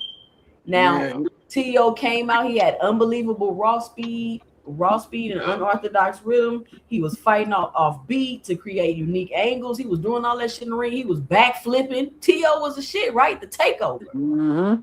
And then the gap lacked tried and true fundamentals. No reliable high guard, relies on an athletic bag of tricks, hand down, don't keep his lead hand up, all of that shit, right? Yep. And the exposure, as tape accumulates, intelligent opponents decode the athleticism. The tricks are stripped away when elite fighters refuse to engage on his terms. And we seen that when he fought the Sando Martins, when he fought the Jermaine Ortizes, and all they was really doing was just using some decent footwork. Yeah, yeah, yeah. So when The I thing- I see when it I two say ways. T.O. has been on the decline since the Loma fight, this is exactly what it like. I can't explain it or graph it or do it and show y'all no better what I'm saying. You on point. I don't know. I don't know if it has. I think just certain styles give him problems. Like he looked really good against Josh Taylor. He looked Man, really Josh good. Taylor, slow ass man, get the fuck Yeah, off. but Josh Taylor was the #1 champion. He looked really good He was against Man, him. you trash. keep Man, going stop it. off that And shit. okay, Barbosa, I'm he looked glad real. you. Hold on, he looked really good against Barbosa. I'm Josh glad Taylor was not that good of a fighter when T.O. fought him. He lost the fight to Jack Catterall, which should have He been won called that a loss. fight. He should have been, like I said, which should have been called a loss. The man, he came off a layoff, and then he came back down to daggone 40 to fight Theo. I mean, he came back to 40. He was supposed to be going to 47. That fight before he fought Theo, I mean, the fight he was supposed to have was supposed to be at 47. He didn't take that fight. He ended up fighting Theo. So he came back down. He was training to fight at 47. Okay. That fight got canceled. He came back down to fight Theo at 40. So he was not the same Josh Taylor that we saw beat Jose Ramirez. That was not the same Josh Taylor. That was Exactly. A Josh Taylor that was a shell of himself. It was a great win for Theo because of the name, not because of Tio wasn't a not because of favorite. not because of the competition. Tio, It was a great win for Theo because of the name, not people the say competition. that they say after the fact, but when that fight was happening, Tio wasn't the favorite. Do you know that? I Tio was didn't coming up to fight. I don't care No, but like about that. we have to be I honest don't. about You the worried thing is about that the we have to be favorite. honest. Once again, When people looked at Josh Taylor, people Bro, weren't he be giving Tio worried a about the chance. wrong no, shit, I don't Yeah, people man. care weren't about giving. But it's who was after the fact you favored want to to say Josh win. Taylor was nothing. We can't I do don't. that. I don't care about If he who was was nothing, he favored to wouldn't be win. the favorite. There's There, Hold reason there's why a he on, was lot. the guys. Hold favorite. on, hold on. Time out. Let me say this. Box Hacker, we don't got to get into long debates about this extra shit you doing. Man, No, I'm bro. just We saying gotta, to say we gotta like break down. people are saying I in get it, retrospect, but like I said, Josh but Taylor was a that was false not the positive tale for to tape. T.O. because Josh Taylor was washed. He had been at it. He's a career fucking 140 pounder. 140 is not a career. That's a pass through division. You're not supposed to spend your career there. So it was a false positive for T.O. because he beat Josh Taylor and he was all hyped up and thought he did something. And once again, he didn't improve, get better, nor get another trainer.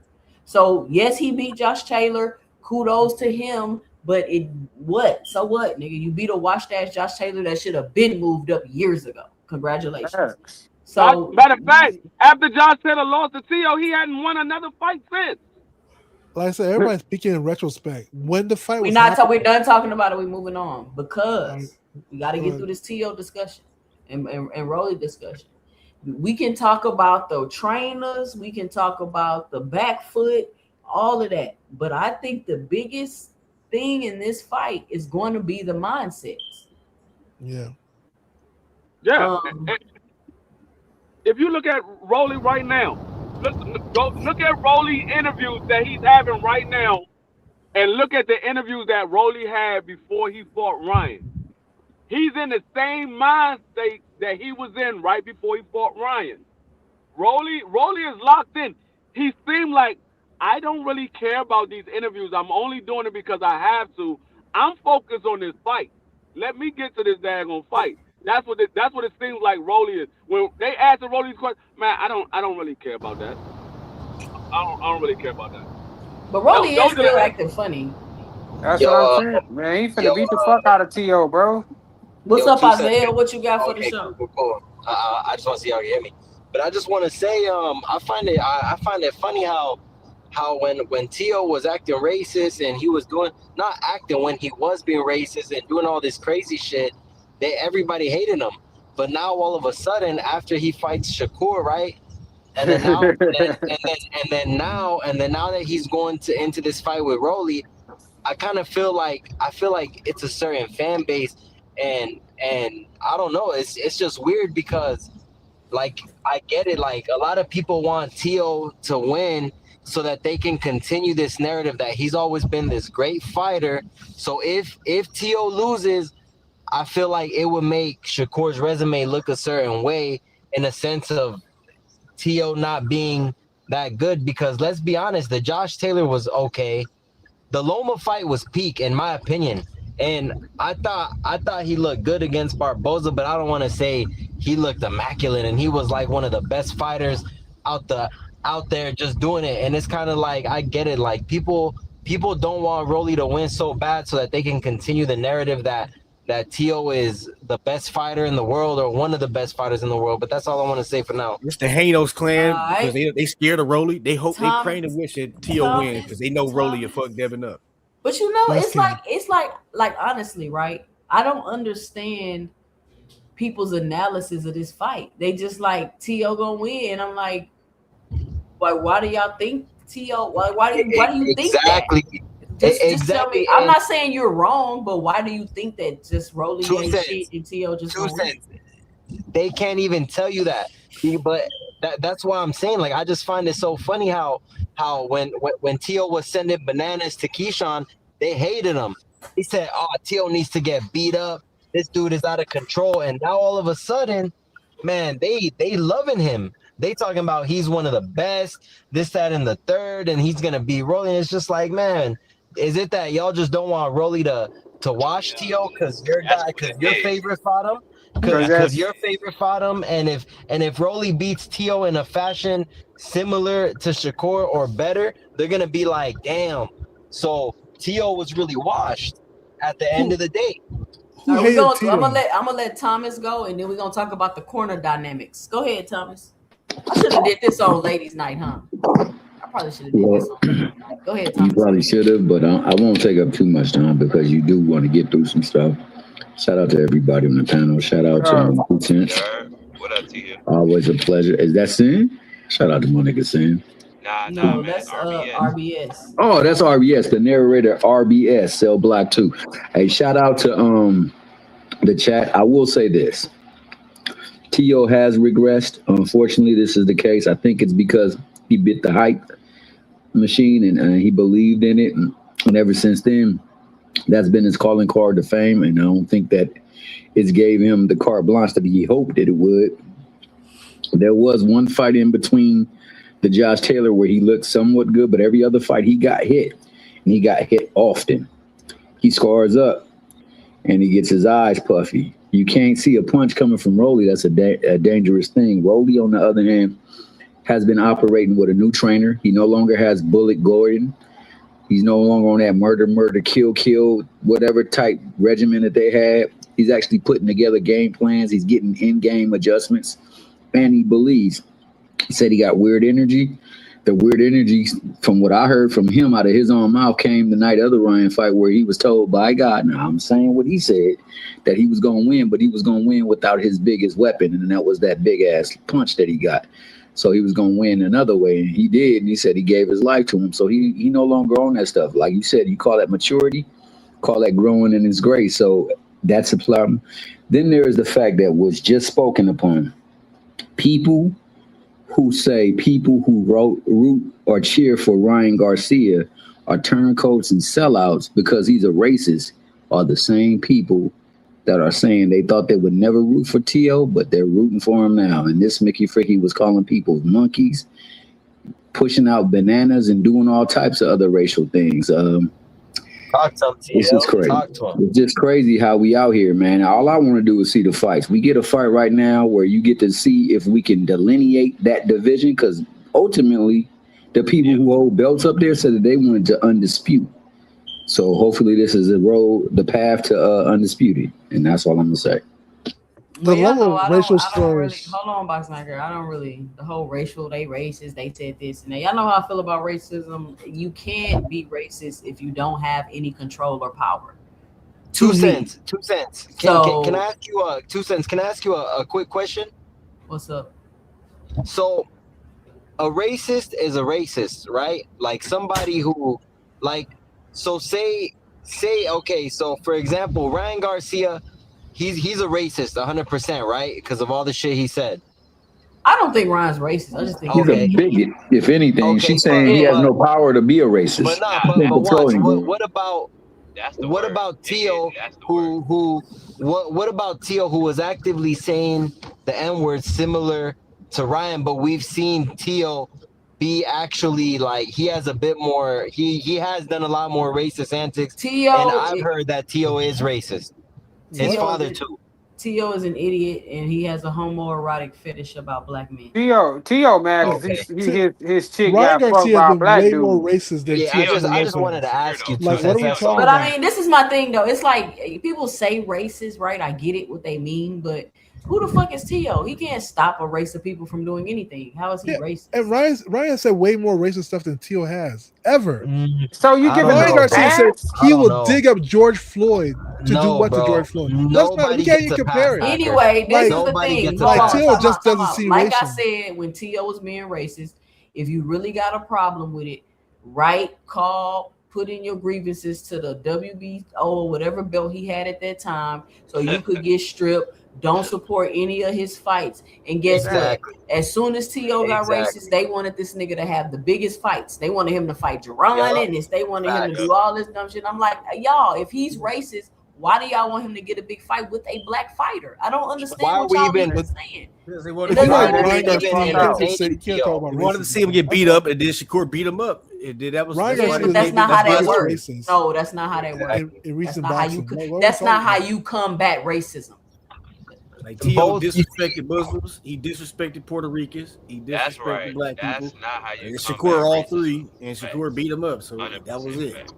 But anyway, okay, so let's go to the quarter dynamics for Tio and Rolly, because this is a big issue too. See, people keep talking about in the ring, but they won't take into account everything else that's going on into this fight. When I analyze a fight, when I look at a fight, I look at everything I can have information about before I give my decision. I'm not just going on my emotions and my feelings. I don't do that ever.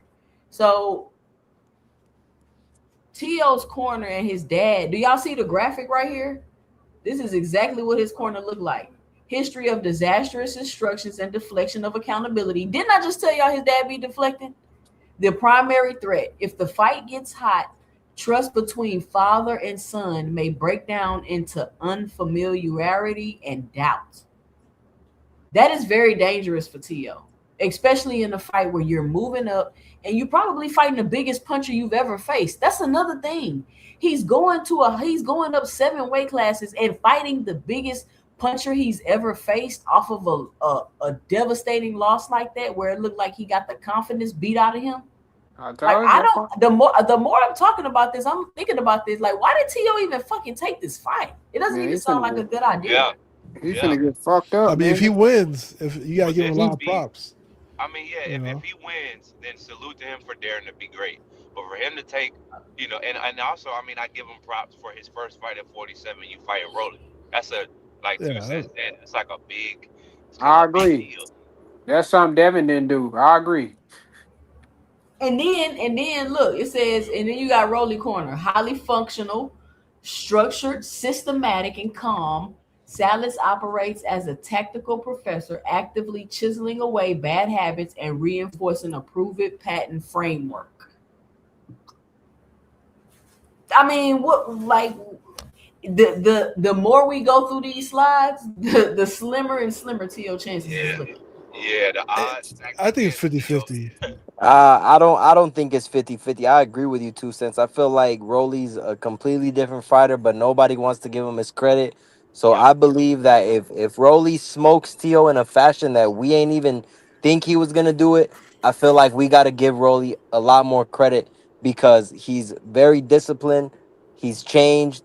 The Ryan fight showed it all to me how much Yeah. he's really improved because I don't think I've ever seen Rolly fight from round one to the end at a disciplined fashion. He wasn't even trying to like take Ryan out like he normally has in the past. And I you ain't gonna right, say he's that. learned. And see, I think the main thing that people, some of the fan base don't want to talk about, the reason why they all picking T.O. and shit, is because it's gonna then pose the question 147. So Devin in the Rolly situation, that didn't happen. However the fuck that played out, that shit didn't happen. If T.O. fuck around and gets starched out by Rolly Romero, Devin calling himself the best, you're gonna have to answer some questions. It's now time for the best to fight the best now. If Ryan is ducking you, right? If that's what the story is, the next best is to fight Rolly. They now have to come. If Rolly gets the job done, I think they gotta come together and get that fight done. If Yeah, not, that'll be a good fight. Devin and them gotta stop talking about this I'm the best shit because you clearly not trying to They been fight shit stop talking Big that shit. Punch. And then if Rolly and T.O. sell out, Devin really, I'm gonna have to say Devin does, bro. Because if Yeah. you Devin because if you saying yo it's this guarantee and then he on sale and he on this and he sell out, come on. You So feel And me? that, look, I've been asking people, what is Rolly's path? I mean, what is T.O.'s path to victory? Right? Nobody broke me down and told me nothing. He's But gonna have to box. if He he has to box. has, this is the first thing he gonna have to do. Step one, he's gonna have to establish the distance immediately. Never punch naked, like throw power shots without the setup, like trying to be fancy and shit. He not gonna do that. He better not. He better the fuck you not. going to sleep. He gonna get cracked. Rolly gonna crack his ass over the Nah, head. you know what? Nah, you know what? Tio does have he does have a good chin. So I would be shocked. I'm not gonna lie. I'd be shocked if Rolly even drops Tio. Nah, actually, I'd be shocked if he knocks him out in How a does fashion T.O. like. got a good chin, Isaiah? He get dropped by lighter punches. No, yeah, Lighter punches. facts. He gets dropped, but I've never seen him quit like that to the point where he's like, "Fuck, like that's it for me." But I do believe Tio. I mean, man, I seen a video of Rolly. Man, he looks strong. He looks sharp. The boy looks strong. But, He look I like he but, got feel. but, more bombs. but I going back to I, I what really you just feel said, bad for 12. Tio. I hear what you're saying, but the problem is it's kind of hard to assess that because Theo has never been in a ring with a Mhm. puncher of the caliber of a Rolly Yeah. or For real. remotely closely to Rolly. The biggest puncher he's been in a ring with was Richard Comey. That was the Yeah, biggest puncher that facts. he's been in a ring with. Damn, man, and that was a long time ago. I was That was gonna a say long that was time a ago, long G. Richard time ago. Comey Yeah. is butt juice, certified All butt right, juice. hold on. Okay, now let me show you step two. Step two is the bait. He has to refuse to come forward aggressively and use lateral movement to frustrate Romero and draw him out of his patient shell. And then he's going to have to counter strike. He's going to have to capitalize when Romero presses. Despite improvements, Romero's explosive burst can leave him uncoordinated and off balance. So the critical requirement is absolute emotional detachment.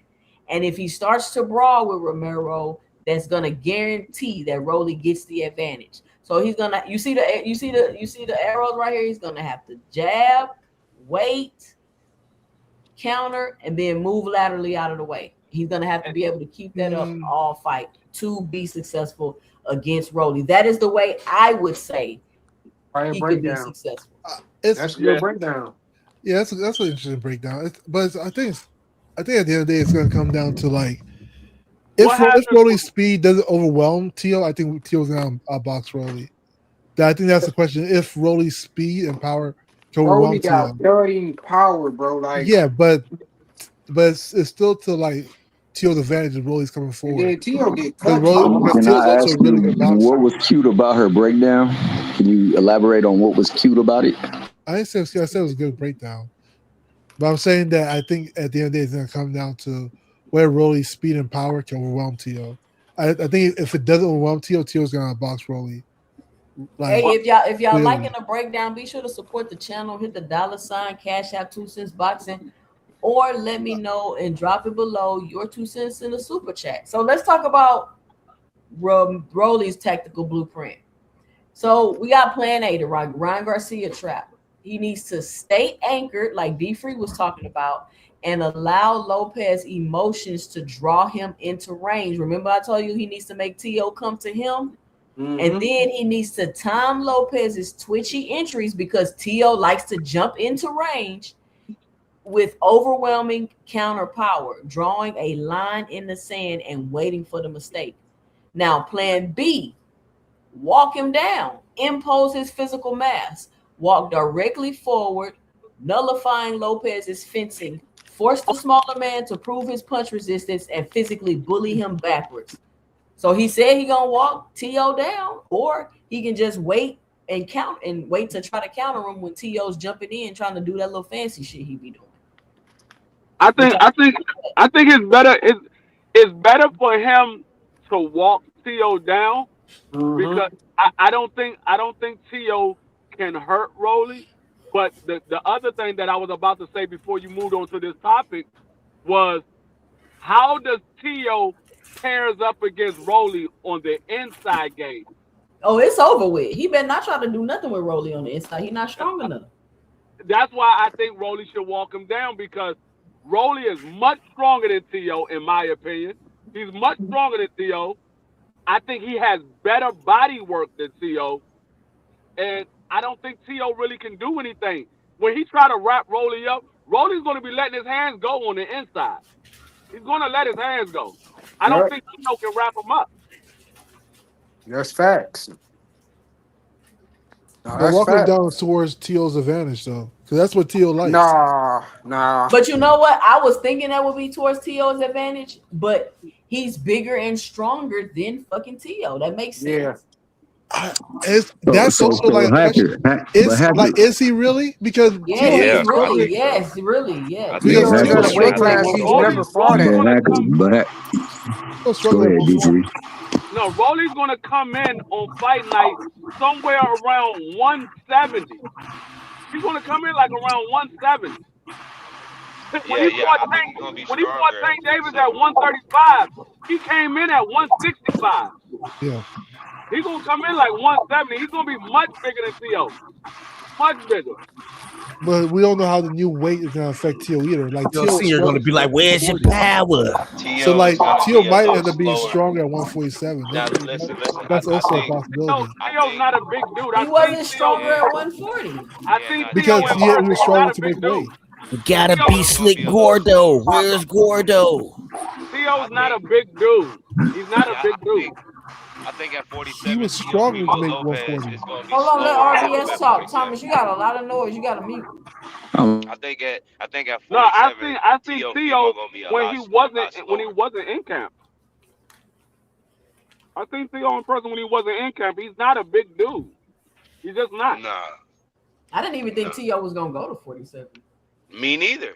I didn't think so either. Especially with not having great performances at 140 first. Like I was kind of waiting to see what he would do there first, but he went from the Shakur fight and then just went right to 47. I don't see. I met Tio twice. I mean, they were saying that they were draining themselves at 140. You know, so like people always say that though. People always. Yeah, but he moved up as soon as after the Shakur fight, so he might have been training himself. Okay. When you say he's not a big dude, 147 is not the size of big dudes. Keep that in mind as well. But he big. I'm talking about Like in the it's gym? not like he can't I wasn't talking 147 about is he a very can't put small on weight pounds class. like how the I other wasn't welterweights talking about that. can. I was talking about Right compared after to they Rolly. rehydrate. I was talking about compared to Rolly. I wasn't talking about compared to 147. Compared to Rolly. Rolly's going to Yeah, come in somewhere around 170. Theo's probably going to come in somewhere around 150, 155. He's not a big dude. I think Yeah, they're they're coming in gonna around hit the 160 around. scales. They're gonna hit the scales at 147. When they rehydrate, they're gonna be over 160. Yeah, I think they're both gonna be over 160. I Tio don't has a think lot of Tio can muscle. get over Yeah, but that's 160. gonna I slow see this nigga in Tio person. This down. nigga small, dog. If Or Tio at least 160, Rolly. that's I not mean, gonna I had a help him. conversation with this nigga twice before he fought Josh Taylor. That nigga's not big, dog. and that's what I was saying too, Cent. I think Tio gonna be a tad bit slower at the weight. I think when he rehydrates and then comes in on fight night, he's gonna be a little bit slower than he's used to being on fight night. I think Mm. like I like how Devin Haney fought at the lower weight classes. I always say this. I think him, the heavier he gets, to me, he's not as nimble, he's not as agile, and I think the same thing with Tio. I think a lot of their gifts and their performances are based off of their athleticism. And I think when you're at the lower weight classes, you can kind of use that smaller weight, but then kind of bulk up, use some of that, and then be nimble. I think the more heavier you get, you start losing some of that. And I think we even saw a little bit of that at 140. So unless they worked on in camp not being stuck in mud, and really learning how to be on the move while putting power and sitting down behind shots, I don't see him really deterring Rolly from his game plan, if that makes sense. But we were just talking about the fact that if he can get Rolly to chase him to walk him down, that's walking into his wheelhouse, correct? That's where he's strongest. That's the suit that he's strongest with. Shakur Uh, walked him down all fight long with one hand, yeah, virtually with one hand, and controlled and manipulated that man all night long. yeah, And that's without the actual presence of some pop power. or power that Yep, will make him hesitant. yep, What happens if he gets hit? Because he does lunge in head first with his guard absolutely, down. I just think Tio absolutely, don't got the skills to beat Rolly. He can't put and his pressure on. I never defense see is not Tio good. pressure anybody. Yeah, and his defense is not good. The moment T.O. catches a shot, Rolly's gonna throw something. We gonna be in an exchange. Rolly gonna throw something, and T.O.'s gonna catch it with the glove. He gonna catch it on the glove, and it's gonna he gonna feel the force. The moment he feel that shit, we gonna really see the fight. I don't think he really know what's in store until he catch that first big bomb on the glove, and he be like, bro, what the fuck is this shit right here? I mean, he Watch. sparred him, so he's familiar with his power. Hey, Yeah. if Cambosis can make his daggone esophagus explode, imagine what No, Rolly his gonna do. esophagus was already exploded because he let that 400-pound nigga punch him in the stomach. That man said I couldn't fight because my daggone lungs had air in it. It's Big supposed to have air Supreme, in it. Broly has never lost by decision. Big Supreme. Yeah, Yeah, I think that's a fair assertion too. It could be. So let me wrap this up. Look, check it out. Fimo has a superior historical resume. He's a generational natural talent. He has deeper life experiences. And Rolly is he has the natural 147-pound frame. He has the better, more cohesive corner, and he has absolute psychological certainty. So the verdict is Lopez possesses the historical pedigree, but Romero holds every critical present day advantage. Lopez is searching for an umbrella in a storm, and Romero is the storm. Nice. I like that. Look, I think T.O. has one way to win. I think if his endurance, his stamina is up to tip top shape to be at 147, and if he's coming in feeling good, he has to keep up the ability to box all 12 rounds in a high pressure, under high stakes, like bombs throwing type of event. If he can do that and sustain that performance and keep Rolly guessing, I can see him maybe doing the impossible. But his mind is gonna have to be on par for this shit. Any And last it's not. You seen him in the interview. It's not. yeah. You know, it's not looking good. I don't know. I'm up in there. You not up in the air. You know who you gonna pick, dog. You already know who his name is. Come on, Blair. I think it's Sugar trickery. Rolly. It could be Sugar Rolly, you know, but I can also see Rolo, a situation where But you T.O. got to be leaning towards Rolly after that presentation, Boxing. I mean, if you take everything the presentation into account, you say that Rolly has the momentum, right? And Tio's coming off a loss, and Tio's going to a new weight class. So like those, like without those, I probably would lean towards Tio, but I guess he will lean towards Rolly. But I think it's still like very close in odds. You know, like I can see a situation where Tio completely outclasses Rolly, but I can see a situation where Rolly outpowers Tio completely as well. So, and this is what we're going to use to evaluate the fight. The round one evaluation checklist. Is Lopez fighting off his back foot behind a stiff jab, or is he falling over his front foot, forcing power jabs? When they tie up, does Romero physical mass easily manipulate and drain the smaller Lopez? That's something y'all didn't even think about. Yeah, I ain't think about that either. I ain't think about that. Real shit. And then we're gonna listen closely to Teofimo Sr. Is he calm, tactical, and giving tactical adjustments, or is there immediate panic and friction? Because it seemed like when Tio was getting his ass whooped, his dad ain't know what to do. And is Romero patiently holding his ground, or is he reverting to the crude slugger to chase a knockout? We're going to be able to tell in round one. We're going to evaluate these things, and that's going to tell us a lot about how the fight is going to go. This is going to be so interesting. I think this fight right here, low-key, is about to be one of the most interesting fights of this year because of the matchup. I don't know. I think it's a treat. It's a good fight. And that's what I was saying. Like, Rolly is constantly in 50-50 fights. Rolly is constantly in the fight. You don't know if he's going to win or you going to lose. When people want to say he trash, and I'm like, he's overachieved. You look where Rolly's came from to where he's at right now. He's achieved already. Anything else he's doing from this point forward is a plus for him. Yeah, I agree with that part. He definitely overachieved. So can we stop saying? So he's not trash then, right? He's not trash. No. Like, so can we stop saying that? Hell nah. Yeah. I never thought Rolly was trash, but I think like when you compare him to some of the upper echelon, because he doesn't have that much experience, he's not upper echelon though. So why y'all comparing him to the upper echelon? Yeah, because like he's been champion before, so like compared to like a Shakur or Tank who've been boxing all their lives, they're gonna look at him like a novice. If you go back to the fight where Rolly fought a fighter named Jaime, I forgot the brother's last name, but that guy that he fought, he wore 209. Oh, Jaimes. Yeah. That's a mutual buddy. That's a mutual friend of mine. I'm out here on the West Coast. I'm a Georgia boy, but I'm living on the West Coast right now. So the whole scene is kind of small, but like, I mean, I don't know that guy, that Jaime's guy, but he's a mutual friend. Like, my coach knows of that gym and that dude. So I was proud of him for getting that shot, you know what I'm saying? And then I think that same dude, when he fought Abdullah Mason, he got knocked out. But again, I was proud of him for getting them shots. Man, listen, bro. Rolly ain't no fucking joke. I'm just gonna tell y'all fuck around and think that shit's a game if you want. You get hit by them bombs and see if you're gonna stand up to them shit in them 8-ounce gloves if you want to. T.O. better be on point, or he gonna get wiped out. He gonna get wiped out. Yeah, Big Supreme, what up, Big Supreme? You. Yeah.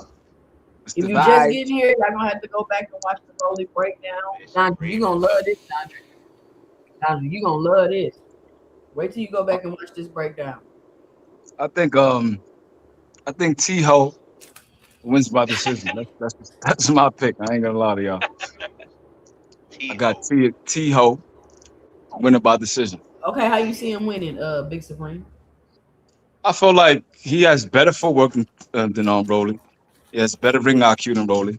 He's fought the better competition.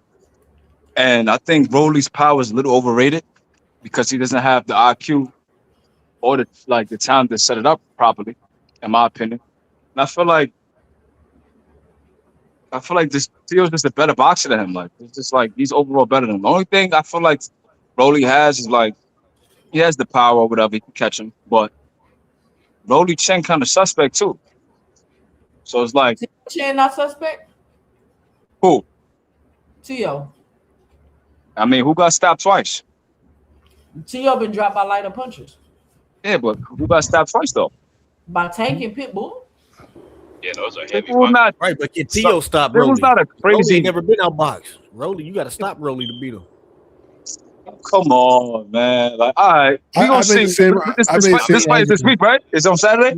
Rolly has never lost a decision, Big Supreme. Yeah. 'Cause he Yeah, got but he stopped. got a controversial decision over what's my man Jackson Martinez, and the And Anthony Giggett stoppage was like suspect. So And like we Tio could like lost to go, Sando Martin, and then you got we a could go both controversy. ways. So I felt like Tio and, fought the better and the old competition. man. Say it again. And the old, don't forget the old And the man. old man too. Yeah, I just felt Yeah. like Rolly, like he's been coming along. He has the more cohesive corner with Ishmael Salas. He's been training in the gym. He's taking boxing more serious. It's strange to say, but he's like mentally more level-headed than Tio, which is crazy to say. But I just think that Tio is just a better boxer. I think he's going to come motivated and he's going to beat Rolly. That's what I think. I feel like Rolly has like the attributes as far as the power, the strength. He's been at 147, I guess, like 2 fights longer. He's a naturally bigger guy, but he doesn't have the power to like really hurt Tio. Not in my opinion. I feel like Rolly doesn't have the skill to set it up. Like his time is not better than Tio's. His punch What? placement is not better than Yeah, Tio's. when he out-timed Hook with Ryan Garcia. Yeah, but you basing it on one fight. I mean, And he was like I a Rolly super IQ duper is underdog. underrated. I think Rolly IQ is underrated.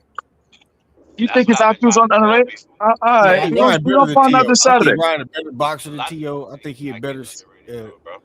A lot of people think that, No, bro. I don't even really like Tio like that, but I don't know, man. I think Tio's skills is I've been wrong overrated as a before, so boxer. it's not like, you know what I mean? I just feel like Yeah, Tio's just gonna win. look, Tio kind of ass to me though. I can't even lie, Tio dog. is a, like, in my opinion, he a phenomenal fighter, Reed. But I just think it's He out more his league. mental. I think it's more mental with Tio than anything. Like his performances can be A+ performance if his mental is right. But if his mental got any lapse, like there are some fighters that are like that. Like if they throw it off in the head, bro, they're not gonna have good performances. Like their head got it, like Anthony Joshua. You know, Danny Dubois is like that. You kind of got certain fighters that'll give you that lightning in a bottle when they head is on right. And I think just all the things we seeing, and I had picked Rolly before all of this shit, but just even now it's more confirming now when I see the interviews and then I'm hearing him. It's still like he's still going through trauma with the Shakur fight, like with the Shakur loss, and then it's still like they not really on one accord in the corner. It's Yeah, like I ain't gonna lie. Anytime I say something like that, why the comments be on my helmet? I'm Supreme Lopez now. Y'all gonna make me do that. All right, I'm gonna run with that. I'm Supreme Lopez. That's nasty work. Now my fault for cutting you off, Papa, but like I don't know. I don't see it with Rolly. I'm nah, not gonna lie. it's cool, it's cool. You I gotta see make what me believe it. they called you Supreme Lopez because you support That's Tio. nasty work. It's crazy. I'm bugging. I'm this. I don't know what I'm talking about. I'm a hater. I guess me giving an assessment, in my opinion, means I'm hating on Rolly. I Nah, think hell Rolly's no, a good fighter. He's improved. He's not better under Ishmael Salas, but I just feel like you don't go from having a close decision with what's my man name? That Abdullah stopped in like the Jaime Marquez or yeah, something like that. What's his Jaime's name? that's the dude I was talking Jaime, about. Yeah, whatever his name is. Jaime, Like he went, yeah. Bro, he had a Tio boring got dropped decision by over Ken him. His Bose. name Tio got Jaime. dropped by Ken Bose, Big Supreme. Yeah, but Ken Bose is better than Jaime. Is he not? And that was a long He time is. ago though. Yes, That Is was Ken a Bose not better than long time Jaime ago 2CENTS? he is. Bruh.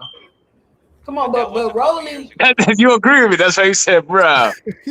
Agree with me. It's all right. I ain't gonna lie, like Yeah, but that in a perfect world, I think Rolly, I would want Rolly to knock him out. Like I'm not gonna lie, like I don't like Lopez, but from what I'm saying, I think the edge goes to Lopez. Now Rolly just gotta prove it. That's it.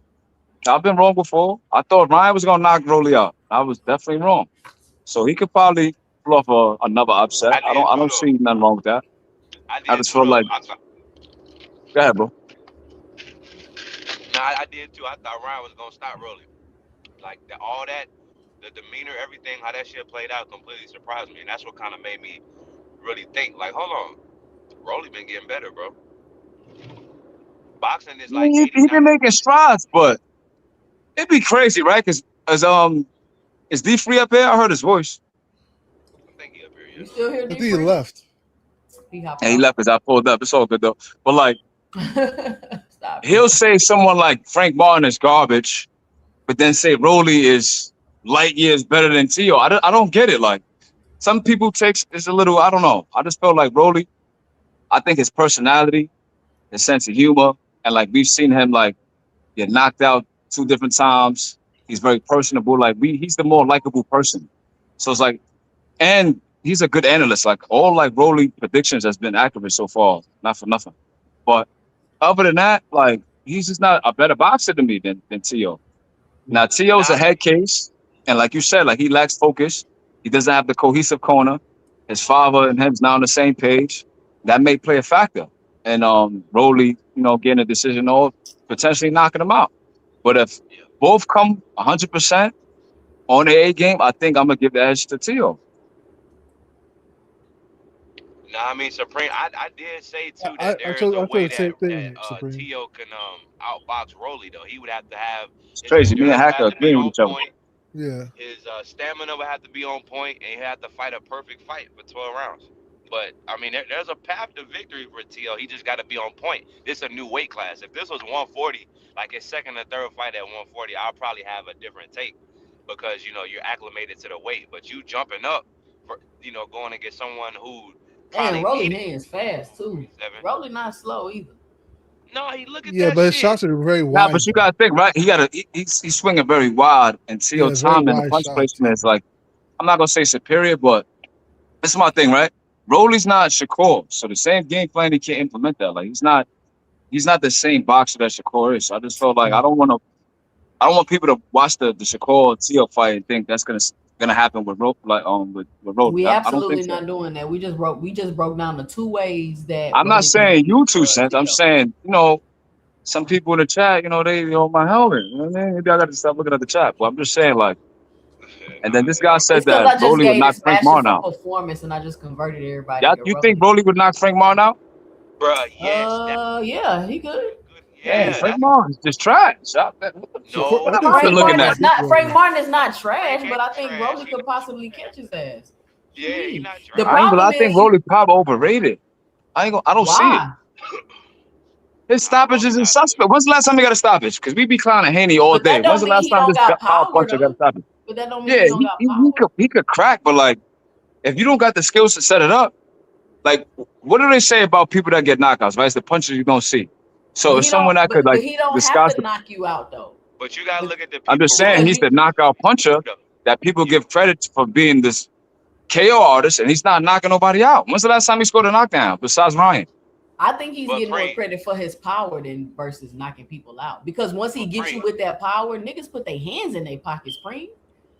They don't want to get Supreme. countered. This is If you true. if you if if you if you if you fighting Pitbull Cruz, bro, he gotta everybody that fight Pitbull Cruz break their fucking hand on his fucking granite head, bro.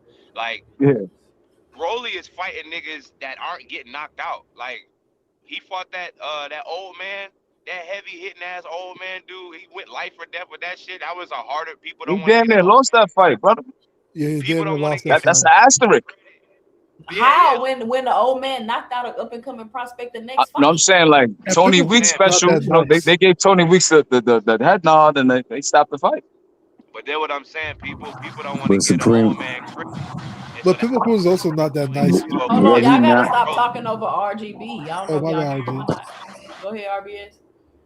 Yeah, nah, I was just saying, yeah, nah, people got to give people not giving credit to that Ishman Barroso, the old man, and then now we hear it's like Rolly is fighting people that's hard to stop. He fight like we talking about Tank, the old man, Pitbull Cruz. People aren't knocking these guys out, so we got to keep that in the perspective too. He's in fights like with people that are dangerous, like power hard hitting punches, versus these other guys that we talking about. What like Tio? When was the last time Tio was in? Uh, I guess had a great performance over somebody that was like a hard hitting, durable power puncher. I don't remember it. That's why I think this right here is in question. Like, I don't know how he gonna do against somebody like Rolly, because it's yet to be seen. Like, his resume hasn't produced anything like that yet for me to just give him that. I mean, I get that assessment. And the good thing, the fight is on Saturday, right? So we're gonna find out. I just feel like, Yeah. Yeah. but I think that there's a lot of sauce being. Rolly getting a lot of credit for. I don't know, man. I Hold personally on, don't Big see it. Supreme. What's his keys to victory? How do you see Rolly beating Tio? I think I'm gonna have to run through the presentation. What's up, Rolly Big being Drake? Tio. Yeah, I mean Tio beating Rolly. How do you see Tio beating Rolly? I think the main problem with Tio is like he doesn't utilize his jab. He got a box behind his jab. I think he need to target Rolly's body, slow him down a little bit. Rolly's footwork is not really all that. I felt like he should be able to move around and pick his shots. And I felt like maybe he might get a late stoppage. If he box behind the jab and use and go to his body, I feel like he could stop Rolly. I get it. Rolly is a strong guy, but he's shown to be chinny. And I felt like Tio's timing is not elite, but it's better than Rolly's. I feel like he could land flush on Rolly. Another thing too, right? 147, they still have 8-ounce gloves. When you go up to 154, that's when you get the 10-ounce gloves. So like, if his power doesn't translate with the being reinvigorated, not having to go down to 140, 139, stuff like that, then he in trouble. But if what he's been saying is true as far as like him draining himself and struggling to make the weight, so he should be rejuvenated.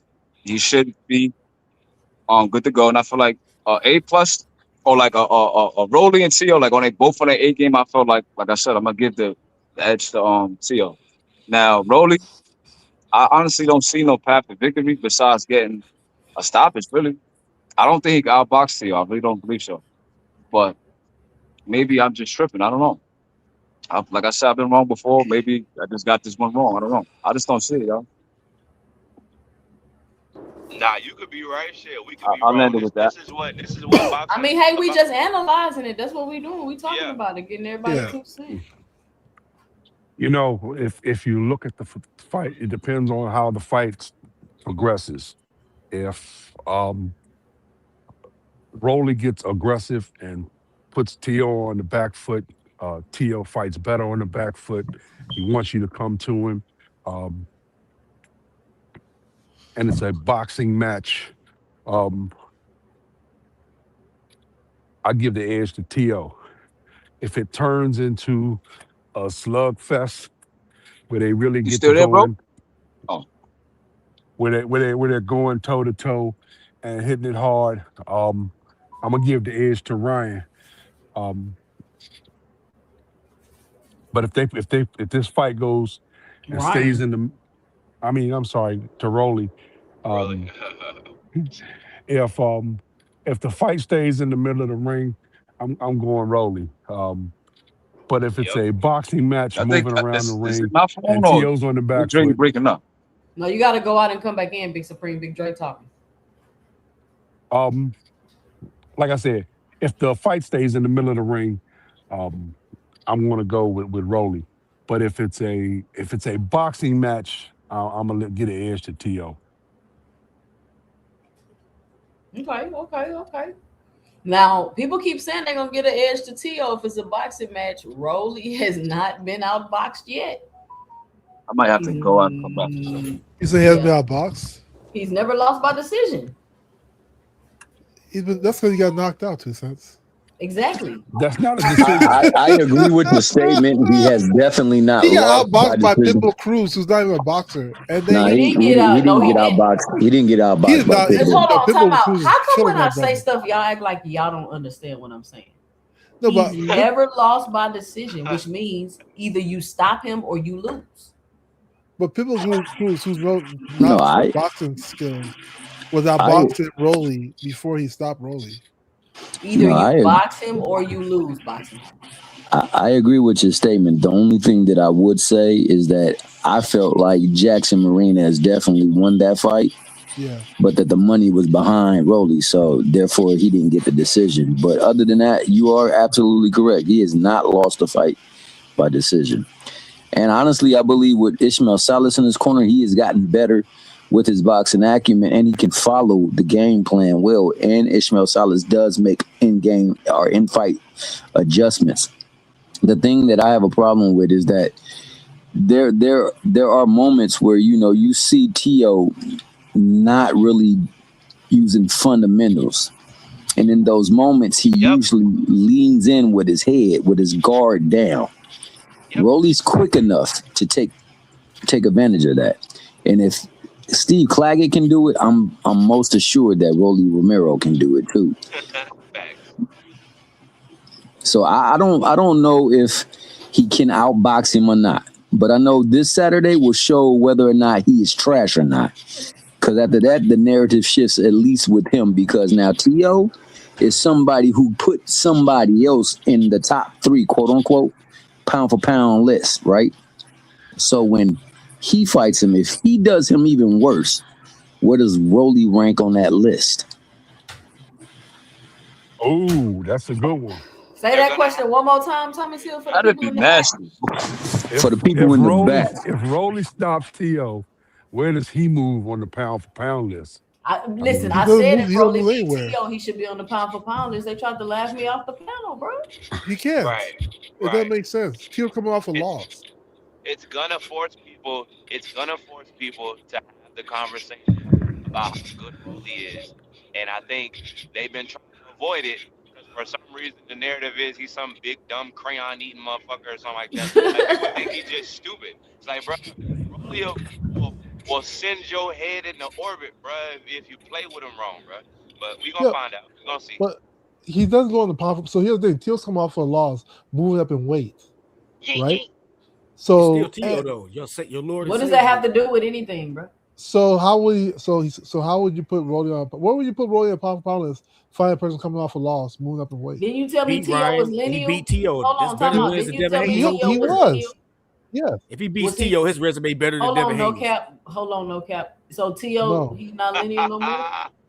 He's not a lineal champion. He wasn't a lineal champion no more. He was, but he's not. He's no longer a champion at all. But he was a lineal champion, and He T.O. was, and then he got a defeated. lineal champion. So what are you And then talking he got about? defeated. What is that? So does that mean he was never? What does that mean? Does that take away from? He's no longer lineal. No, But he wasn't lineal. He wasn't lineal when Shakur beat him. He was lineal champion when Shakur beat him. No, he wasn't. At 140. Yes, he was, because Josh Taylor was supposed to be undisputed, but Josh Taylor. Nah, he was still lineal. He was still lineal. Yes. So Rolly beat a lineal champion. He's not lineal. A former lineal champion. A former lineal champion. Okay, Yeah. Rolly beat a former lineal champion. That's cool. That's coming off a loss. So I don't know if they're gonna If he does beat, You really believe Shakur's the lineal 140 T.O. champion right now? Nobody believes that. He is lineal. Nobody believes that. They don't have to believe it. That's what he is. No, he's not. Hey, who is the brother? Who is the brother that said that if he beat T.O., his resume better than Devin Haney? Who said that? There got to be no cap. That's no cap. No, I don't think that. But that's crazy. He just fought all the kings, nigga. It is Devin ain't fought no kings except for Ryan. And Ryan made shit over Yeah, but Devin beat the person that beat T.O. first, right? Nah, but I don't want to give Rolly credit for getting knocked out by Tank, bro. Hey, look, I was gonna say one could definitely make the argument for that resume. I mean, that's what No Cap is doing. I ain't give him credit. He fought Tank. You don't get credit for getting knocked out by Tank. Niggas ain't even go fight the nigga. Getting knocked out by Tank is better than beating Regis Prograde, nigga.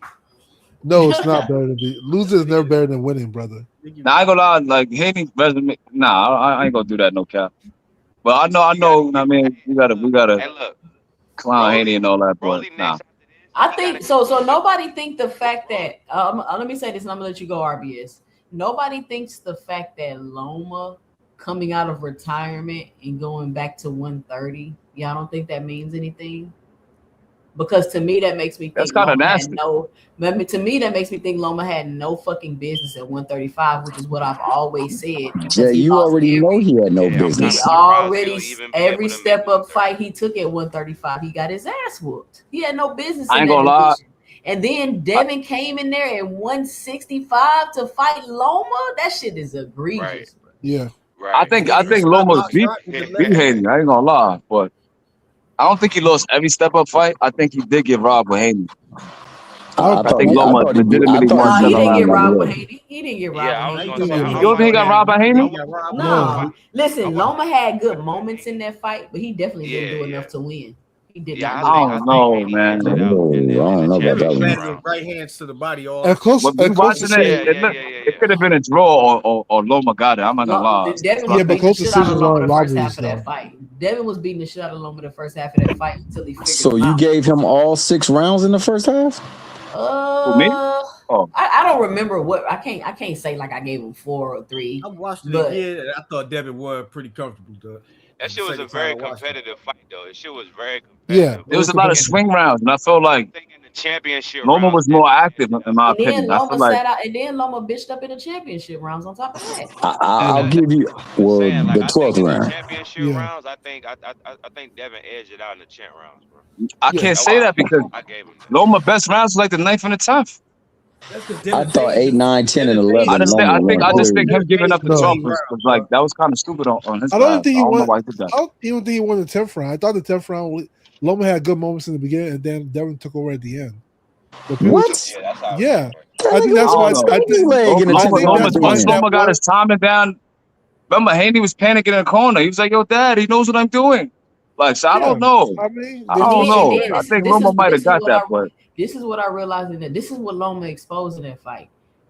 Devin feet ain't that fast, and he don't get his fucking head off the line, and a straight right would drop Devin. Rolly would drop Devin with that straight right. Devin does not get his head off the line, and he goes straight back. And he ducked to the same Straight side back. every time. And he ducks to the Yeah, he same dips to side the- and drops that right hand. Yeah, he dips to the right every No, but single time. Lomachenko's feet are very fast, though. So you say that Devin's feet are not Brian fast. Norman was closing the distance on Devin. Devin don't got fast feet, boxing. Yeah, but it's faster than Rolly's. No, Like, the you fuck can't they're compare- not. don't got They're fast absolutely feet. not He faster than uses his legs to Rollies. try to get away. Not You're faster than crazy. Rolly's crazy, 2CENTS. Loma's hands was fast. I'll put money faster on than that. Devin. You're crazy if you think. I'll hold bet you on, money hold on that. That'll be Devin crazy. is not even more athletic than Rolly, bro. You're crazy. Devin's feet is not faster than Rolly. It is 100%. No, they're not. No, they're Nigga, not. Rolly gonna body slam that 100%. nigga. You compare Loma, who has the And that's fastest why feet he in the didn't lower take I'm division. not comparing Loma. I said Brian Norman was able to close the distance on Devin. His feet aren't that fast, bro. It's okay. It's This okay. why Hacker hoping and wishing Okay. T.O. win because he know Rolly will fuck Devin up. Rolly No, will I fuck know. Devin I up. think You know Devin can I beat think T.O., Rolly's but the you easier don't- fight. You don't want that. You want Devin to fight. Rolly T.O. will not? fuck Rolly's Devin the up. easier fight for Devin. No, I it's think. not the easier fight for Devin. 100%. It's I absolutely don't not. think Rolly has that much of a chance against He Devin. would have took it if it was the easier fight. The money wasn't right. Money gotta Nah, be that's right, 2CENTS. bullshit. That's why I said the money. He would have took it. The everything- money gotta be right. It was a 2CENTS. good off. It was a good. That's why the offer, money but wasn't he didn't right take because the fight. he know that ass whooping. He need more No, money it for that ass wasn't. whooping. The money was not good. Money wasn't right for that ass whooping. If it was easy work, he would have took the. He didn't like he didn't like the splits. So I mean, Rolly a that's all. bully Devin. All right, 2CENTS. You say I don't When even think Rolly might beat probably Ryan, though, that beat nigga Tio. Devin was looking at Rolly like he was God. He was looking at that nigga like Rolly he might is the not even one. beat Tio for real. For real. I Go back to don't know. where Rolly beat Ryan and see how Devin was looking at that nigga. I don't know how you feel that way though, Hacker. Because I'm sorry, my bad. Theo got a lot to overcome. This is the thing, right? And this is, first of all, let me say this. That was my breakdown. I just kind of put y'all into my brain of like a little small view of how I break down fights. And what I like to do for the, like when I just sit down and think about it over the, like my last and final thing before I'm like, okay, what do I think about this fight? I think who has the most to overcome in order to win this fight? And the T.O. person that has the most to overcome to win this fight is T.O. He's coming off a devastating loss where he got crazy embarrassed. His dad was drunk and not showing up and not there for him in his biggest moments. He didn't have any advice for him in the corner. They still arguing about the shit on interviews, which means they haven't dealt with it. They're not over it. His father refuses to take accountability. T.O. is lost. He don't know himself. He's fucking having an identity crisis. T.O. has a lot to overcome in order to win this fight. On top of the things that he needed, the adjustments and the things that he need to fix inside the ring. So if T.O. is able to overcome all that and beat Rolly, shit, kudos to him. What happened to your power, Poppy? Shout out to T.O. But and if Rolly loses fight, it's just gonna be like how? Like I don't know. But he says he's been working on his jab. T.O. says he's been He might working get his on ass his whooped jab. too. We gonna see. We gonna see. What Yeah, you we'll got, Big see how Dre? it turns out. We gonna know. What you got, Big That Dre? nigga TLC are Oh coming no, that bitch smelling like E&J. You know it's a wrap. E&J. How drunk Senior is. He gonna have that E&J in the brown paper bag in his pocket in that fucking Pele he be wearing from 1995 and shit. Man, Rolly gonna go savage and had a nigga that. Oh, let me stop. Let me not go there. Let me not go there. well, listen, if Rolly got that double left hook that he just polarized Ryan with. Um, he's got a really strong right hand. Like I said, if they keep the fight in the middle of the ring, I'm definitely going Rolly. Um, you got the only way I can see Tio winning if Rolly gets super aggressive and put him on the back foot. Tio is better on the back foot, but other than that, it has to be a boxing match, and he would probably win by split decision in that. Um, so that's my thoughts, and Okay. I might be Rolly beat wrong. Tio. That means he beat two out of the four kings.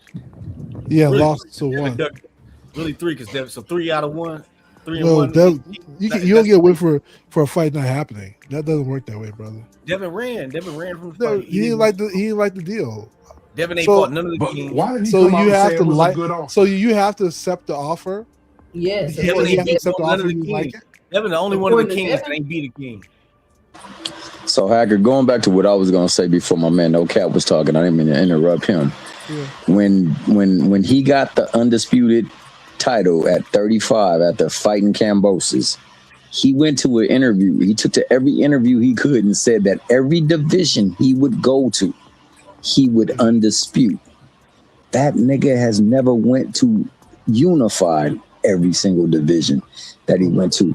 That's why it would have been a good thing to accept that offer, because that would have been one step towards undisputed, The money has to be unifying right. it. The money has to be right. You just don't accept offers. The And if you don't nigga like just got if you don't like the here's the problem. If you don't like a contract, you don't have to accept. Okay, But but Like did we're why, you not why gonna would sit you here and go out pretend and like say why you y'all have mad to at the accept the offer Keyshawn? was PBC good? Why contract. y'all mad at Keyshawn for Not not on accepting yourself. it? No, like Contract? if you don't like it, you don't like it. I don't understand why it's so hard. Why okay, y'all But but mad why at he would you was say the Keyshawn? just offer was good?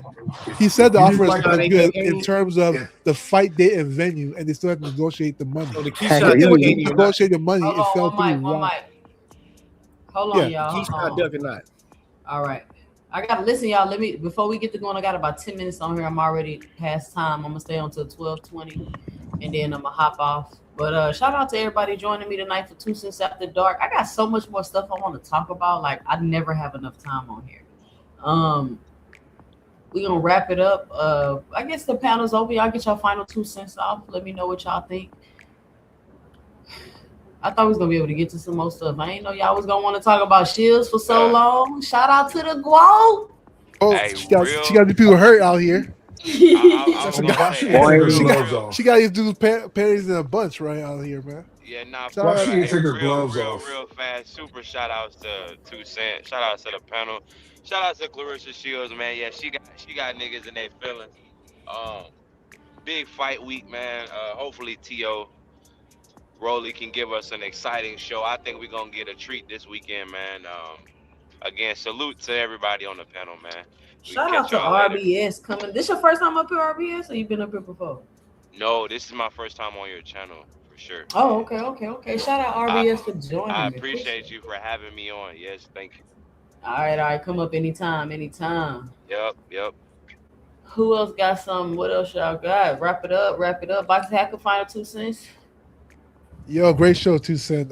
So let's just to recap, right? Clarissa Shields is the best female fighter ever. Ever. All this crap about her not fighting, she fought so many talented fighters in just a short period of time. Like I said, a lot of people don't know Christina Hammer was a champion for like a whole decade. Like a whole decade. And this girl who only had a few fights pro came and beat her. Like when does that happen? You know? And then you're looking at Savannah Marshall, who was the upcoming UK champion. Then you're looking at Fran Chong Cruz, a glorified amateur came in that was also a champion. So you look at all these situations where Clarissa Shields keeps doing it over time. She became undisputed in 3 different weight classes, right? Like, what are we talking about? Like, and people say, "Oh, she didn't conquer the division." No, if you're undisputed, there's no dispute who the champion is. Therefore, you conquer that division, whether it's 1 fight or whether it's 4 fights, whether it's 2 fights. Doesn't matter. Once you have an undisputed champion, that's the person currently conquering that division. That's how that always works. And for her, she did it multiple times. So like I don't understand this whole argument talking about she needs to go 154 to fight who?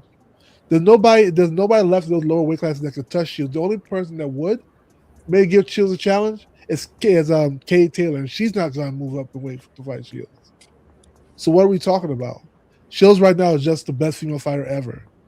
As far as this Rolly versus Teal fight, I think it's like I said, I don't know. Like it's to me, this is a really awkward fight. One, like they have all these emotions towards each other and stuff, so I think that's really weird.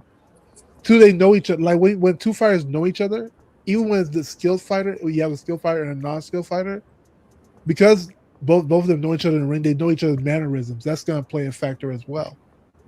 Is Brody gonna fight to his maximum intent, knowing that Tio's on the other side? That's a question. Like we can all say that, it doesn't matter, they're gonna forget they were friends. I don't think so. That's not how it normally works. Like if I know you're my guy, I might not swing almost as hard as I normally do when I'm swinging at you. That's also sort of thing. Normally, I would pick Tio to beat Rolly, but like I said, I think Tio also has a lot of questions. One, he's coming off the Shakur loss. 2, he's coming up at 147. How that weight's gonna play a factor, we don't know. How the Shakur loss affected him, we don't know. So a bunch of unknowns. So I'll give it 50-50 right there. But with that, thanks for the show. Salute to the panel and chat. Salute to you too, sir. All right. Shout out. Well, first of all, I'm going to disagree with Hacker because just because we friends, we getting paid to fight, and I'm going to hit you with everything I got because I don't want to take the L. We talking about sportsmanship, and I want to be a good sport about this. I want to give you 100%. I'm not pulling my punches. I'm not bullshitting around just because we friends. We're going to go in, we're going to get in there, we're going to do the thing, and we're going to go out and we're going to have a beer afterwards. But, hey, or eat a steak or whatever it is. But just because we friends don't mean I'm going to take it light on you. We're going to get in the ring. I'm going to give 100%, and we're going to go hang out and be friends again afterwards. But again, let's go this weekend. Let's just have a good fight weekend. And I just got one question about Clarissa Shields. How come they didn't take her gloves off in the ring? I don't know. She did take them off back during in the her press dressing conference, room with the though. gloves still on. She took them off during her. She took them off during the press I don't know about conference. that. She took them off during the press But conference. that's all I got. She was sitting out there with everybody. 2 cents. Thank you for having a great show. Thank I you don't for think Big allowing Dre me can up hear on me. your panel. And I'm out. Shout out Big Dre. I guess Big Dre ain't hear me. Yeah, I don't know why she kept them gloves on though, but she did take them off during the press conference. Anybody else? Final 2 cents. I'll Go ahead, go. Big Listen, I hear all the growth praise. I think she's a great fighter. But I just want to take the time out to, send a shout out to my man anyway. Everybody anyway fight. They discredit him. Nobody watched the lower divisions. This man has been undisputed 2 times, be unified champions, been a champion since 5-0. He has like 22 title defenses across 5 divisions. So I just want to shout out my man anyway. I feel like he don't get the credit he deserves. In the same way that the growth don't get the credit she deserves. I feel like anyway's been beating stellar competition. He's been proving that he's the best in the world, in my opinion. I think he's pound for pound #1. And I haven't seen all of the hate that Clarissa been getting. I don't know, who's been hating on. I haven't seen. Are you serious, Big Supreme? I don't. If it ain't your live or Cam live, I don't really be Big watching. Supreme. Pay attention. I'm dead serious. Big Supreme. When I tell you, it is the most agreed, and this is the reason. And I don't think people really understand. Like they think I'm saying something because I'm a fan. No, I'm saying something because if they was doing any fighter like this, I'd be saying something. You feel what I'm saying? This is it's like I don't get it. What they been saying? Like I'm what's about the to show you something. I'm about to show you something real quick, and this ain't no shade and nothing like that. But I'm about to show you this. I'm about to show you how crazy this shit is.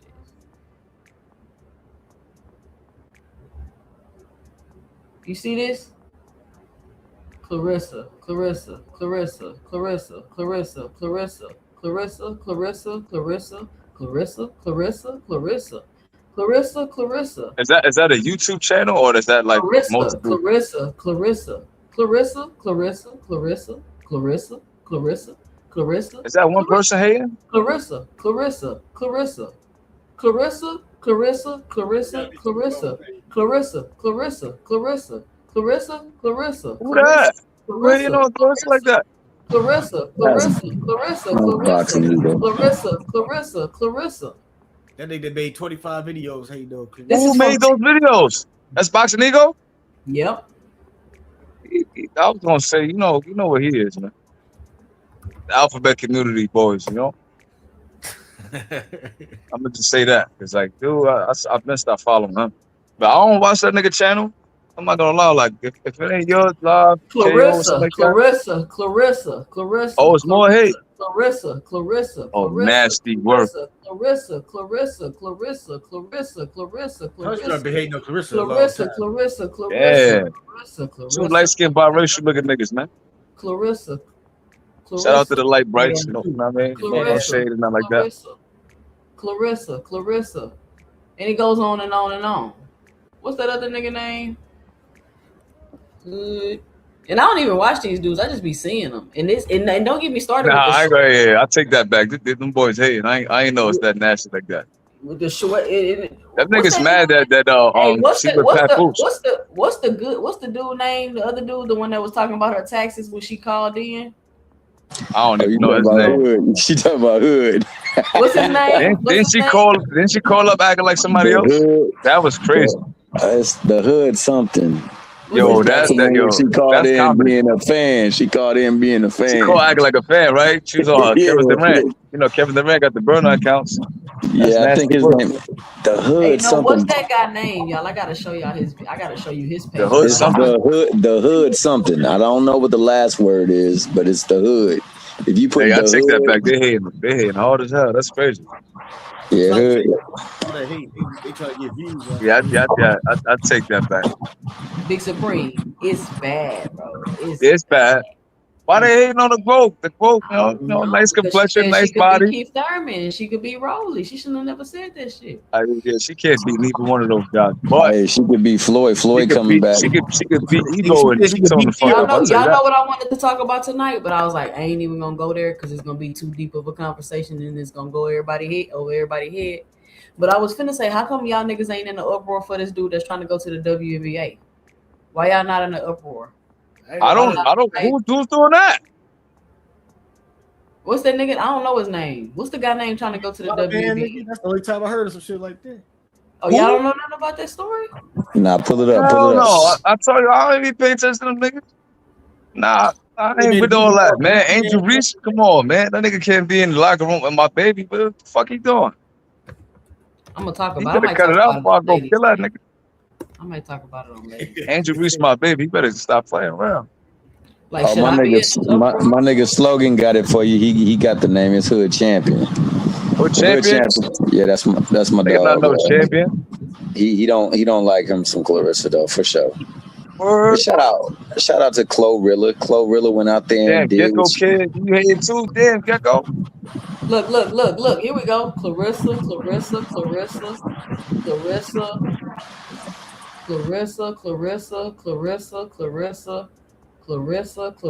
Oh, I'm seeing what's going on. Clarissa. It look like they paying. It's Salida promotions with the Zone. Yeah, they work with the Zone. They under the Zone, like they a part of like the Zone package. I don't know about that. Yeah, it's looking like a coordinator hit to me. Look. Clarissa. Everything. Every day. It's about Clarissa. Like, this shit weird. And then see, people keep wanting to be like, oh, we can talk about the men, we can talk about the women, and you absolutely can. But this shit right here, this is not the same fucking thing. It's not the same thing. Like, y'all talk about every aspect of this girl's life and then try to say she bring it on herself. What is she bringing on herself? Nah, them What? niggas is extra feminine for that. That's kind of weird to be like beefing with a woman that don't even know you exist. That shit Well, weird, they right? that she know them niggas exist, but they ain't really shit though. But I ain't know. I take that back. Sorry, bro. I ain't know that they was on your helmet like that. I mean, come holler at me, bro. I make some of that go away, baby. I Y'all take stop sitting here Papoose, trying to. fit the cap Y'all off, man. stop. And this is my thing. Like, I don't ever be super fanning and doing none of that for nobody. So if I'm saying something and I'm repeatedly saying it, there's a reason why I'm saying it, y'all. This shit is out of control. What they doing to this woman? Seriously. I don't care if she loud. I don't care if she insert herself. I don't care if you don't like her personality. There's no reason to do this woman like this. I'll be reading comments like it's people. Clarissa Shields could get hit by a car tomorrow, and people would say, "Good for her. She deserved it." That's nasty work. Yo, J man, you trying to fight to the death over Angel Reese, bro? I fight to the Okay. death, nigga. Oh, let me find Nah, this but story real quick so I can hop off. on a serious note, I really didn't know that they was doing all of that. But it's crazy because like all of them channels you show, I've been unfollowed them niggas. Like Boxing Ego, like he made like a post, like a community post with Tank braids or something like that. I'm like, this nigga is old. I unsubscribe after that. He's like, yo, is this Chic or Fleek or something like that? I'm like, my nigga, like, unsubscribe. I ain't follow him no more. Punch Drunk, he's real racist, like I mean, so I've been stopped following him. So like I felt like you got a California dude in Boxing Ego that never leave his house. He's like, I think like Cuban or something like that. Like he says a lot of suspect racist shit too. So I think they one and the same. Just East Coast version, West Coast version.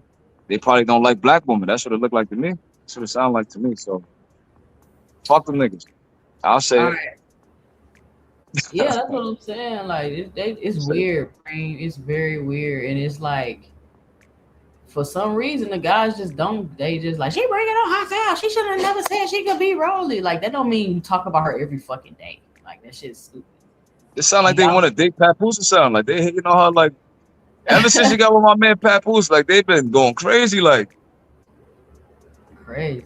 All right, I didn't know y'all didn't know this story, so I'm gonna let y'all listen to this. Y'all come back Friday. Two Tone be always talking about Clarissa. Like, it's just. Two Tone sassy as hell. That nigga mad zesty. And then He and another then sassy ass it's nigga. so bad, Supreme. Showbiz made a video and said niggas was in his inbox trying to talk to him about Clarissa Shields' weave and her clothes and her relationship. It was so Word. many niggas in his inbox that he had to make a video and address these niggas. Like, stop That's crazy. talking to me Cause he, about this shit. cause Like, showbiz zesty too. All them That movements and all that. Nigga mad Showbiz zesty got and sassy. only a zesty nigga DM Showbiz about anything. Only a zesty nigga would get DMs from other grown men talking about a female's weave and nails. And did you see her weave? It wasn't even her like nigga. outfit, did you What? see her outfit? She had the same outfit as, but it's weird. But anyway, That's all right, weird. niggas. How you know she had the same outfit? Well, I ain't gonna lie. I did see the outfit that Alicia had on, so I noticed. But did it make you upset, Supreme? Because it No, it made these didn't make niggas me upset. upset. It made me excited. It made these niggas upset, Supreme. They was Let me. upset. Nah, She had I'm not to gonna lie. I upset. did see the Ennis Cantor thing, but I thought it was like a troll. I'm not gonna lie. The I thought what they was thing? trolling. You did I see the think what thing? Ennis Cantor's just doing anything to get attention because a couple months ago, or like a couple years ago, actually, he was like going at LeBron because something with China and then like the factories with Nike. Like he's a cornball. He's another weirdo nigga. Like they using boxing and sports and basketball for social justice issues, and I feel like it dilutes it and makes it like this is like something serious, bro. Like I don't know why a 7'2" dude would want to declare for that. I don't know what the fuck is wrong with these people. It's like we in an alternate universe, honestly, because I don't pay attention to this type of shit. We But definitely in the twilight I didn't zone. know But it was a story. yeah, we're gonna talk about this on Ladies Night because I want to see these niggas. I want to see you niggas get in an uproar about this. I want to I'm see. gonna I get an want to uproar see because I no, don't not want no men next to my baby Angel Reese. Let me say that. Let me go on mute. I'm gonna say that. I want niggas to be just as mad at this nigga as y'all are about Clarissa Shields saying she can beat fucking Rolly. I want y'all to be that goddamn mad. That's how mad I want y'all to be. Because I'm not about to be up here crying about this nigga's delusion. He know he ain't got no business trying to play in the WNBA. But am I gonna hate him and make hate videos every day because he wants to go play in the WNBA? No, I'm not gonna do that because he's fucking delusional and he has no business playing with women. Is my ego bruised and hurt? No. Do I feel just so utterly disrespected that I gotta hate somebody? No. This is this guy's delusion. He got no business trying to be drafted in the WNBA. Like, why are you doing this? I can't believe this shit is real. Now this, two former NBA players declaring for the WNBA draft. This as conservatives pressure the league. Clarify the stance on transgender athletes, please. Brooke Taylor joins me now. What does this mean for the WNBA and eligibility? Hi, Stuart. Well, it's forcing the WNBA to answer a question that its own rules don't clarify, which is what does it mean to be a woman? So two former NBA players, they are putting the league's eligibility to the test. Ernest Cantor Freedom, the 6'10" former NBA player, making it official, submitting a letter declaring for the 2027 WNBA draft. If simply declaring who you are is all that's required, then I meet every single requirement necessary to compete in the WNBA. And Freedom is not alone. Former NBA Nah, player I'm and not gonna Minnesota Senate lie. candidate Royce White also says he wants his shot at the This nigga WNBA, is posting this crazy. photo of himself in a wig with the hashtag #LetHerPlay. Now, the WNBA says only women are eligible to play, but You got doesn't the wig define with what the fist? constitutes a woman. That's crazy. Indiana Fever Sophie Cunningham has publicly called for biological men to be barred from women's sports, putting her at the center of this growing debate. Now, the league is being forced to confront this issue head on. The commissioner sent a memo to teams last week saying in the next few days, a task force made up of team presidents and general managers, they're going to be meeting. We have reached out to the WNBA to ask when this meeting is taking place and if any policy changes are on the table. But Stuart, we have not heard back yet. Got it. Brooke Taylor, thank you very much. All right, former NBA player. That nigga Royce Ennis White Cantor better joins be me careful now. because ain't that Royce, nigga welcome Muslim? to the They gonna program. honor kill You're that planning nigga. to declare for the next WNBA draft. Are you trying to force the WNBA to define what is a woman? First of all, thanks for having me, Stuart. I appreciate it. And like you said, I'm running for United States Senate here in the state of Minnesota. Y'all come back Friday, and I just want to say, That's these disgusting. niggas running around this internet bitching, moaning, and crying because Clarissa Shields said she could beat Rolly. But you got hoe ass niggas running around talking about they need what is a woman defined. Are y'all fucking playing with me? So I think the niggas trolling because they wait, trying to let trans athletes. hold on, no cap, hold the fuck on, hold on. It's niggas running around here, bitching and moaning and crying and jumping outside of their bodies because Clarissa Shields feels like she could fucking beat up Keith Thurman. But you got niggas running around here trying to play in the fucking WNBA because they talking about they haven't defined what is a woman. There's nothing more disrespectful than some shit like that. I don't want to hear anything else about Clarissa Shields thinking she could fucking beat up men because the truth of the matter is she can beat some of you niggas up. She'll be two-tone and ego up the same night. And punch drunk, leaving punch drunk. But look, I'm gonna say this. I'm gonna get off the panel. We don't gotta worry about Ennis Cantor because they gonna deal with that nigga. He gonna get stoned to death. He keep fucking around with them, Arab sheiks and all that. They catch him as lift him. I just want everybody to know that. Like Ennis Cantor, we ain't gotta really worry about him. The other guy, it looked like he's running for Senate in Minnesota. He said, so maybe that's like his way of like getting on. I don't know. These niggas is weirdos. But like 2CENTS, you right. I got no pushback. I got nothing to say. And I am upset because, like I said, I'm protecting Angel Reese, man. I'm standing in solidarity with the woman of the WNBA. I'm not feeling that, and I'm gonna lay my plane on that. I'll see you next time. All right. Shout out Big Supreme. No cap. Final 2 cents. Y'all got me up here at 12:30. I got work in the morning. Somebody better at least give me a cup of coffee, god doggy. What's up, No Cap? What you got? Yeah, I don't think them niggas is trying to really be an NBA. I think they exposing these niggas accepted trans athletes. Just like I don't think Clarissa Shields is really trying to fight Rolly Romero. I don't think she was trying to fight him either, but exactly. But these niggas are still jumping outside their body. No cap. You missing the point I'm trying to make. I don't want to hear these niggas acting outside themselves because Clarissa Shields says she can fucking beat up Rolly Romero, but you got niggas trying to go in the WNBA because you talking about they haven't defined what a woman is. There's nothing more disrespectful than that, Right, bro. but I think they try to support the women to protect them from the hypocrisy of the trans athletes. But that's my point. The fact you even have to do that. The fact that you have to do that to define what is a woman so men won't try to go play in their sport. And y'all up here crying because Clarissa Shields says she's more skillful than fucking Rolly Romero. Why do we have to define what a woman is? What the fuck are we talking about? This the top, man. I don't fucking know, man. I'm about to get high, nigga. I'm about to smoke me a blunt, nigga. I don't want to think about this shit. Yeah, now you don't want to think about it. Now you see what I'm saying? You see how niggas do? This shit is crazy. This shit like the Zorro world. I'm ready to die, nigga. I can't live in this society. I am having a hard time with the reality, no cap. I can't. I can agree with that. I'm having a hard and this conversation we having right here is what I'm talking about. What do you mean? What is a woman? Why is that even a question, guys? There's nothing more disrespectful than asking what is a woman. Are y'all fucking serious?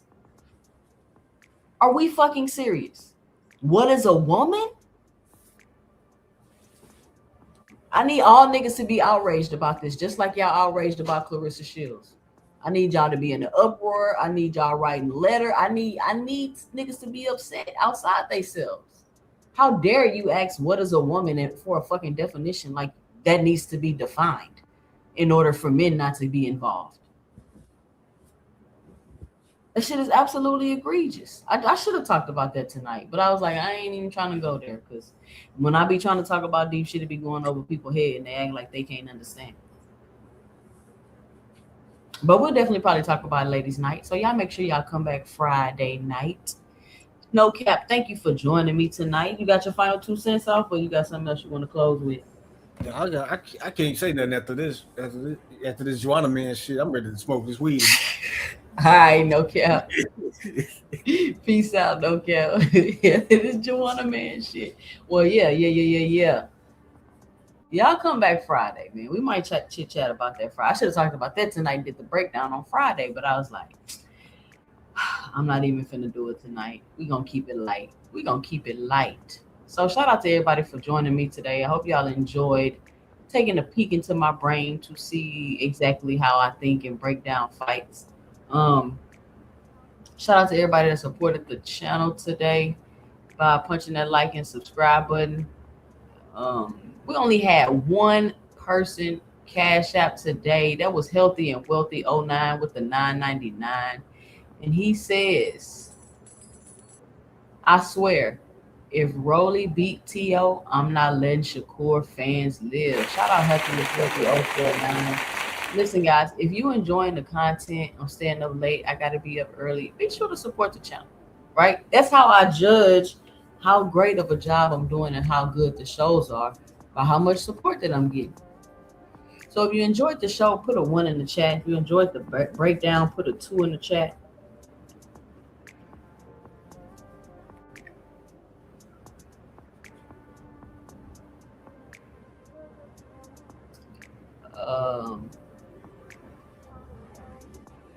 Shout out to everybody that joined me once again.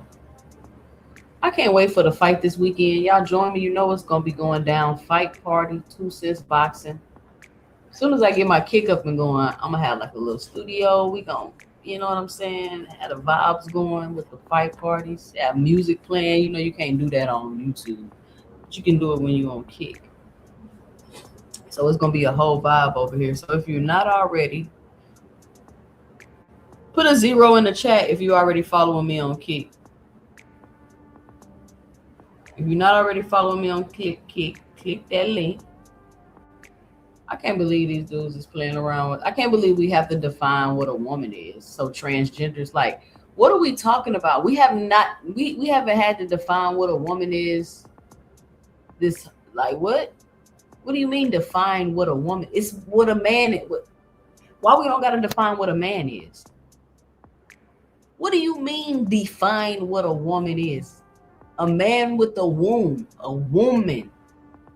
which means if you ain't got no uterus and you can't have no fucking baby, then you're not a woman. Simple. It's simple. I don't know where all of this, and really, I ain't even get into this, but the most egregious and disrespectful shit these people are saying is that men can have babies. I remember in 2020 and 2021, that was a whole big debate and an argument. Like, that was a real debate people was having if men can have babies. You can't get any more disrespectful than that, guys. There's no Clarissa Shields saying she can beat Rolly.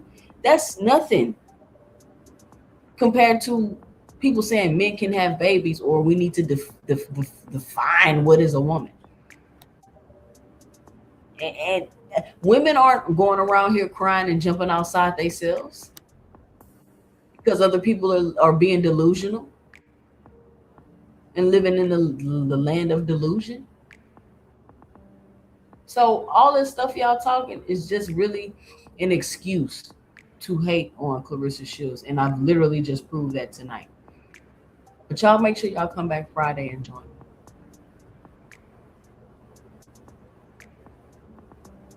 Because I'll do it again. All right, I'm gonna leave y'all with a little AI breakdown of the fight.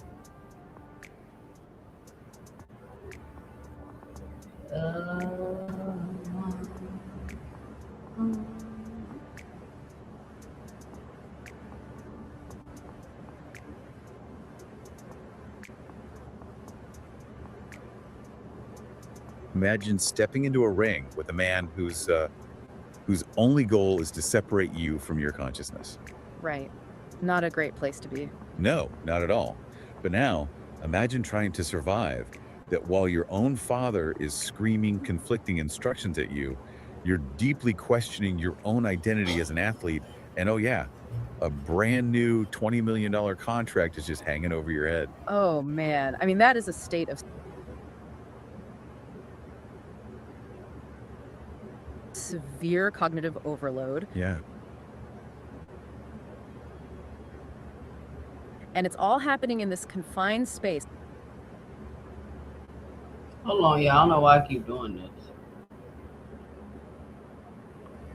It's where a fraction of a second dictates whether you stand your feet or, wake up staring at the arena lights. Exactly. And that intense pressure cooker environment is exactly what we're dissecting today. Welcome to the deep dive. We're looking at this huge upcoming WBA welterweight title fight at the T-Mobile Arena in Las Vegas. It's going to be a good one. Oh, absolutely. We're pulling our insights today from a highly detailed fight week analysis from the Sean Zittel YouTube channel. But, our mission today isn't just to list off boxing records or stats. Right. Anyone can just look those up. Exactly. We want to look past the basic stats to uncover the psychological warfare, the technical evolution, and honestly, the behind-the-scenes chaos that will actually determine the winner of this matchup. We really have a truly fascinating clash of personalities and styles here. Yeah. I mean, on one side, you have the defending champion, Rolando Romero, everyone calls him Raleigh. And on the other, you've got the former two-division champion, Teofimo Lopez, Teo. Right, Teo. And to you listening right now, I want to say this right up front. Even if you don't follow boxing, this deep dive is just a fascinating case study. Oh, 100%. It's a real-time look at what happens when raw, unbridled athletic talent collides with rigid discipline and, well, how unchecked personal chaos can totally derail professional greatness. Yeah, the mental side is just massive here. It really is. But before we get into their heads, we first have to establish the physical reality of the ring they're stepping into. Right. Because Teo is moving up to a new weight class. Right, 147 pounds, the welterweight division. Exactly. And according to the analysis from Sean Zittel, Teo does not look particularly big at this weight. No, he doesn't. And that physical shift, I mean, it changes the literal laws of physics for a fighter. Really? How so? Well, when we talk about moving up 7 pounds in boxing, we aren't talking about a guy just eating a few extra meals, right? We're talking about the kinetic chain. At 147 pounds, natural welterweights carry denser muscle mass in their shoulders, their back, their core. Oh, I see. So when they plant their feet and twist their torso, that extra mass generates a significantly higher level of torque. The resulting kinetic energy that transfers through that glove is just devastating. Okay, let's break down that physical impact for a second. Yeah. It's kind of like, well, think of it like high school athletes jumping into college sports. Oh, that's a good comparison. Right. Suddenly, everyone is just as fast as you, but they are significantly stronger. Yeah. At what point does just 7 extra pounds turn from a minor detail on a scale into an entirely different physical universe that could just overwhelm a fighter? I mean, it happens instantly. Think about it. The human skull, the jawbone, the neck muscles, they don't magically upgrade their structural integrity just because you decided to move up a weight class. Yeah, that's a really good point. 147 pounds is considered vicious terrain in boxing. It's a threshold where punching power dramatically increases. And the source notes that Raleigh, who is defending his title, is the naturally bigger man here. Yeah, the tape shows he's noticeably thicker through the shoulders, right? Exactly. He carries that 147 naturally, and he is undeniably the harder puncher of the two. Plus, Raleigh has this deeply underrated speed and explosiveness that just consistently catches guys off guard. Yet, despite that physical reality, Vegas heavily favors Teo to win this fight, which, I mean, seems kind of crazy. It's a really dangerous assumption for odds markers to make. Right. The analysis astutely points out that Vegas was also entirely convinced that Ryan Garcia, who was highly hyped, lightning fast, was going to beat Raleigh. Everyone thought Garcia's pedigree would just overwhelm him. But that didn't happen. Not at all. Raleigh absorbed the pressure and won that fight in a massive upset.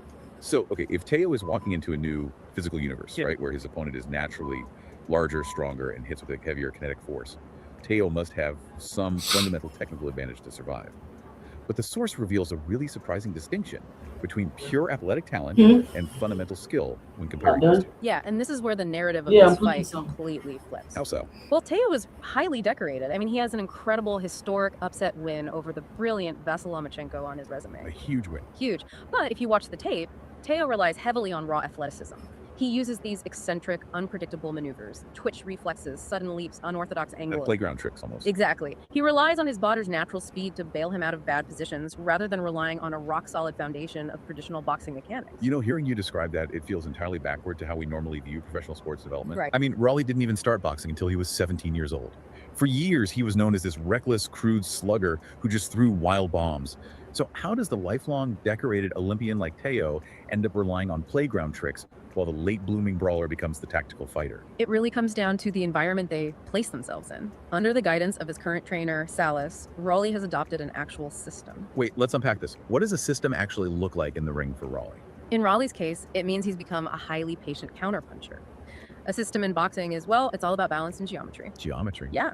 Raleigh keeps the center of gravity strictly between his knees. He doesn't lunge. He just waits for his opponent to get anxious, to overextend, and to commit their body weight forward. Oh, I see.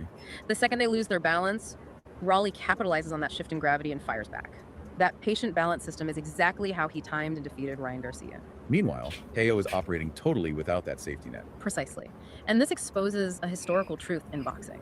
The source actually references a quote regarding the legendary Bernard Hopkins. Oh, right. Hopkins fought at a championship level into his 50s, didn't he? He did, and he survived because he mastered the boring fundamentals. Parrying, slipping, stepping subtly off the center line. Right. The question the source poses to fighters like Tay is, at some point, did you actually learn how to fundamentally block a punch, or were you just getting by on your speed? Because eventually, that speed goes away. Exactly. As you age or as you take damage, those athletic twitch reflexes fade.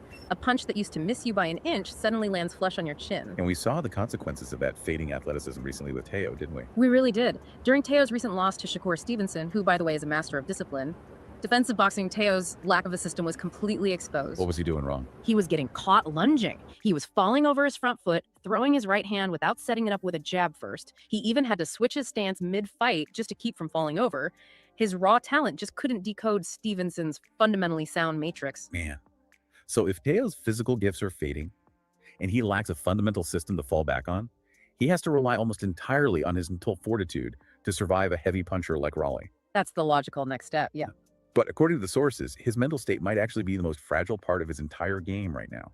The psychological contrast between these two men is just staggering. It's night and day. Teo is enduring a very public identity crisis right now. Yeah, he's been really open about it. He has. Leading up to this fight, he's openly admitted in interviews that he doesn't know who he is anymore or how he even intends to win fights going forward. Which is a terrifying admission for a professional fighter stepping in against a knockout artist. It's the last thing you want to hear. And that internal chaos is directly mirroring the environment in his corner. I mean, his father, Teo Sr., has been his longtime trainer, and the dynamic sounds completely dysfunctional. It's really rough to watch. The analysis details how, during that loss to Stevenson we just talked about, Teo Sr. was giving terrible, frantic instructions between rounds. The source even noted that the father sounded, quote, drunk during the broadcast. Yeah, and he refused to take any accountability for the poor strategic advice for months afterward. So even though they've recently brought in a new coach, Milton McCroy, to try and stabilize the corner, the friction is still so obvious. During a recent joint interview, the tension between Teo and his dad was palpable. They're just not on the same page. No, not at all. I mean, if Teo is sitting on the stool between rounds, bleeding, tired, and he has to constantly filter out the noise of an inconsistent, maybe even toxic relationship with his father, how does he have any mental bandwidth left to actually fight? It's nearly impossible. It's pure cognitive overload in a space where absolute clarity is a matter of survival. But then you contrast that fragile environment with Raleigh Romero. Raleigh is just dripping with this absolute, unshakable certainty about his identity. He is entirely unbothered. He's throwing out these dismissive, almost childish taunts, calling Teo his little brother or his little sister. He even calls him Tiny Dick Teo. Yeah, he's really going for it. He's actively trying to humiliate Teo before they even lace up the gloves. But it's not just empty trash talk. Underneath all that, Raleigh has built a real psychological armor. He credits his current mental clarity to a very specific undertaking. He says he has read the Bible in its entirety multiple times, and he isn't just preaching. He claims the discipline of critically reading and internalizing that text over years has given him a profound sense of self. Wow. He knows exactly who he is, and he says he is at complete peace with the violence of his profession. Now, the source does offer a compelling counterpoint to this, though. Teo has lived through some incredibly heavy life experiences that Raleigh hasn't touched. That's true. Teo has navigated marriage, fatherhood, and a very messy near divorce. Those are deep, agonizing human fires to walk through. The theory here is that surviving those external life events could give Teo a deeper well of emotional resilience to draw from when he gets hurt in the ring. It's a valid theory for sure, testing life resilience against financial certainty. But we have to look at how emotion actually translates to boxing mechanics. Right, because being tough isn't the same as having good technique. Exactly. Fighting emotionally is a lethal mistake. The analysis brings up a really telling detail from Teo's past fight against George Kambosos. Oh, yeah. Teo suffered an early knockdown in that fight for a very specific reason. He had made a bet that he would finish the fight in 3 rounds. So he went in trying to force a highlight reel instead of actually boxing. Exactly. When you fight to fulfill an emotional urge or to prove a point, you abandon your guard. You throw wide power shots, you leave your chin exposed, and you walk right into danger. And he paid for it. He did. Teo got dropped because his emotions overrode his mechanics. If Raleigh's taunts work, if calling him little brother gets under Teo's skin, Teo is going to fight angry. Which is exactly what Raleigh wants. Yes. A reckless, angry fighter charging forward is an absolute dream scenario for a patient counterpuncher like Raleigh. Man. So all of this psychology dictates what happens the exact moment the first bell rings. We have the physical weight, the technical disparity, and the psychological warfare. Now we have to look at the tactical game plans. Right, the actual X's and O's. And the pressure on Teo to execute his plan is amplified by the business side of the sport. DAZN, the global sports streaming network, just signed Teo to a massive 4-fight, $20 million deal. Yeah, that financial leverage just cannot be ignored. DAZN is heavily invested in Teo as a flagship star. Right. If he loses the very first fight of this massive contract to a guy he considers a bitter rival, I mean, it derails his career trajectory and it severely damages the network's investment. The pressure is insane. So what's Teo's plan to deal with all that? According to his interviews, his stated game plan is to rely purely on discipline. He says he needs to use his jab, be the first one to punch and the last one to punch in an exchange, and basically draw out Raleigh's counters. Which is smart. Mechanically speaking, why is the jab so critical for Teo in this specific matchup? The jab is the ultimate tool against a counterpuncher.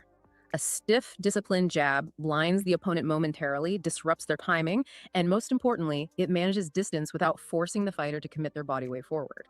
So he doesn't fall into the trap. Exactly. Yeah. If Teo can stay on the outside, snapping the jab and refusing to step into Raleigh's trap, he basically neutralizes Raleigh's entire system. But when Raleigh was asked about his game plan to counter that, he didn't offer some tactical breakdown. He just deadpanned that he's going to, quote, walk him down, meaning he's just going to march straight forward, absorb whatever Teo throws, and force a brawl. I'm stuck on something, though. If Raleigh's whole evolution under his trainer is based on being a patient counterpuncher, why threaten to just bully Teo from the opening bell? Doesn't that go against his system? Well, because it's a brilliant piece of psychological warfare. By threatening to walk him down, Raleigh forces Teo into a corner of his own making. It's like the ultimate poker bluff. Exactly. It makes Teo question everything. Does Teo have the discipline to stick to his patient, boring jab while a man walks right through his punches, basically disrespecting his power? Oh, wow. Or does Teo's ego take over, forcing him to drop his guard and engage in a firefight just to prove his manhood at this new 147-pound weight? It's a trap aimed right at Teo's fragile mental state. 100%. But if Raleigh does abandon his system and marches forward recklessly, he exposes his own biggest vulnerability, doesn't he? I mean, Raleigh has a questionable chin. He really does. The source points out he's been severely hurt by fighters like Pitbull and Barroso guys, known for throwing absolute wrecking ball power shots. And he was knocked out completely by Gervonta Davis. Which is the ultimate wild card of this entire fight. If Teo's power does translate to this heavier weight class, and Raleigh decides to blindly walk him down, Teo could catch him clean. Yeah. One perfectly timed shot from Teo could turn Raleigh's legs to jello. So when the referee steps back and that bell rings, what is the fundamental question being answered in that ring? The question is validation. Teo has to prove unequivocally that his chin can withstand the kinetic force of a naturally bigger man, and that his mind can tune out the noise of his corner. Right. If Teo enters that ring still searching for his identity, still trying to decode his father's screaming, or abandoning his jab out of pure anger, Raleigh's physical power and absolute mental clarity are going to put him on the canvas. Teo just cannot afford to be looking for answers while the man across from him is executing a violent, calculated system. To bring this deep dive full circle, the analysis from Sean Zittel gives us an incredibly layered narrative here. It really does. We are witnessing the brutal physics of a heavier weight class. We're watching the inevitable breaking point where raw, unrefined athletic twitch reflexes meet a carefully constructed mathematical boxing system. And we're seeing the severe danger of dragging unresolved mental chaos into a space that demands absolute clarity. It highlights a universal truth about high-stakes performance, honestly. Success isn't just about your peak physical capability. Yeah. It's about the structural foundation you build. It's about whether you have a reliable system to fall back on when your environment becomes hostile, and whether you can maintain focus when all the voices around you are in total disarray. And, you know, that dynamic extends far beyond the boxing ring. I think we all have a Teofimo phase in our lives or our careers. Oh, for sure. It's that period where you get by purely on your natural gifts. Maybe you're the sharpest person in the room, or you pick up new skills faster than anyone else, and you succeed without having to build a rigorous discipline. You just rely on your raw talent. But eventually it catches up to you. Exactly.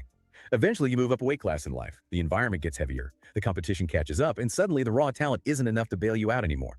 So I'll leave you with this. When the ground underneath you shifts, and you're hit with a frequency of pressure you've never felt before, do you have a fundamental system to keep you balanced? Or do you abandon your mechanics and start fighting yourself? Something to think about. Thanks for joining us on this deep dive. We'll catch you on the next one.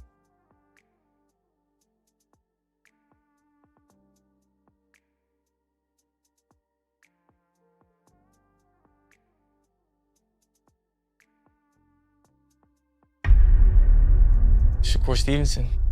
He's a fighter that I've been wanting to fight since I was a young kid. Even when I was a world champion, I was like, hey, I'll fight him. Nobody wants to fight Shakur. Why not? Pinpoint accuracy and timing from Shakur Stevenson. Absolutely perfect. He might be the most avoided fighter I've ever covered. And I've never seen anyone come to me and say, yeah, I want him for real. I would love that fight. That's the fight I want. I know my abilities and want to compete with the best. He's a boxer first, not me. I'm a fighter first. Styles make fights. I believe I'm his kryptonite.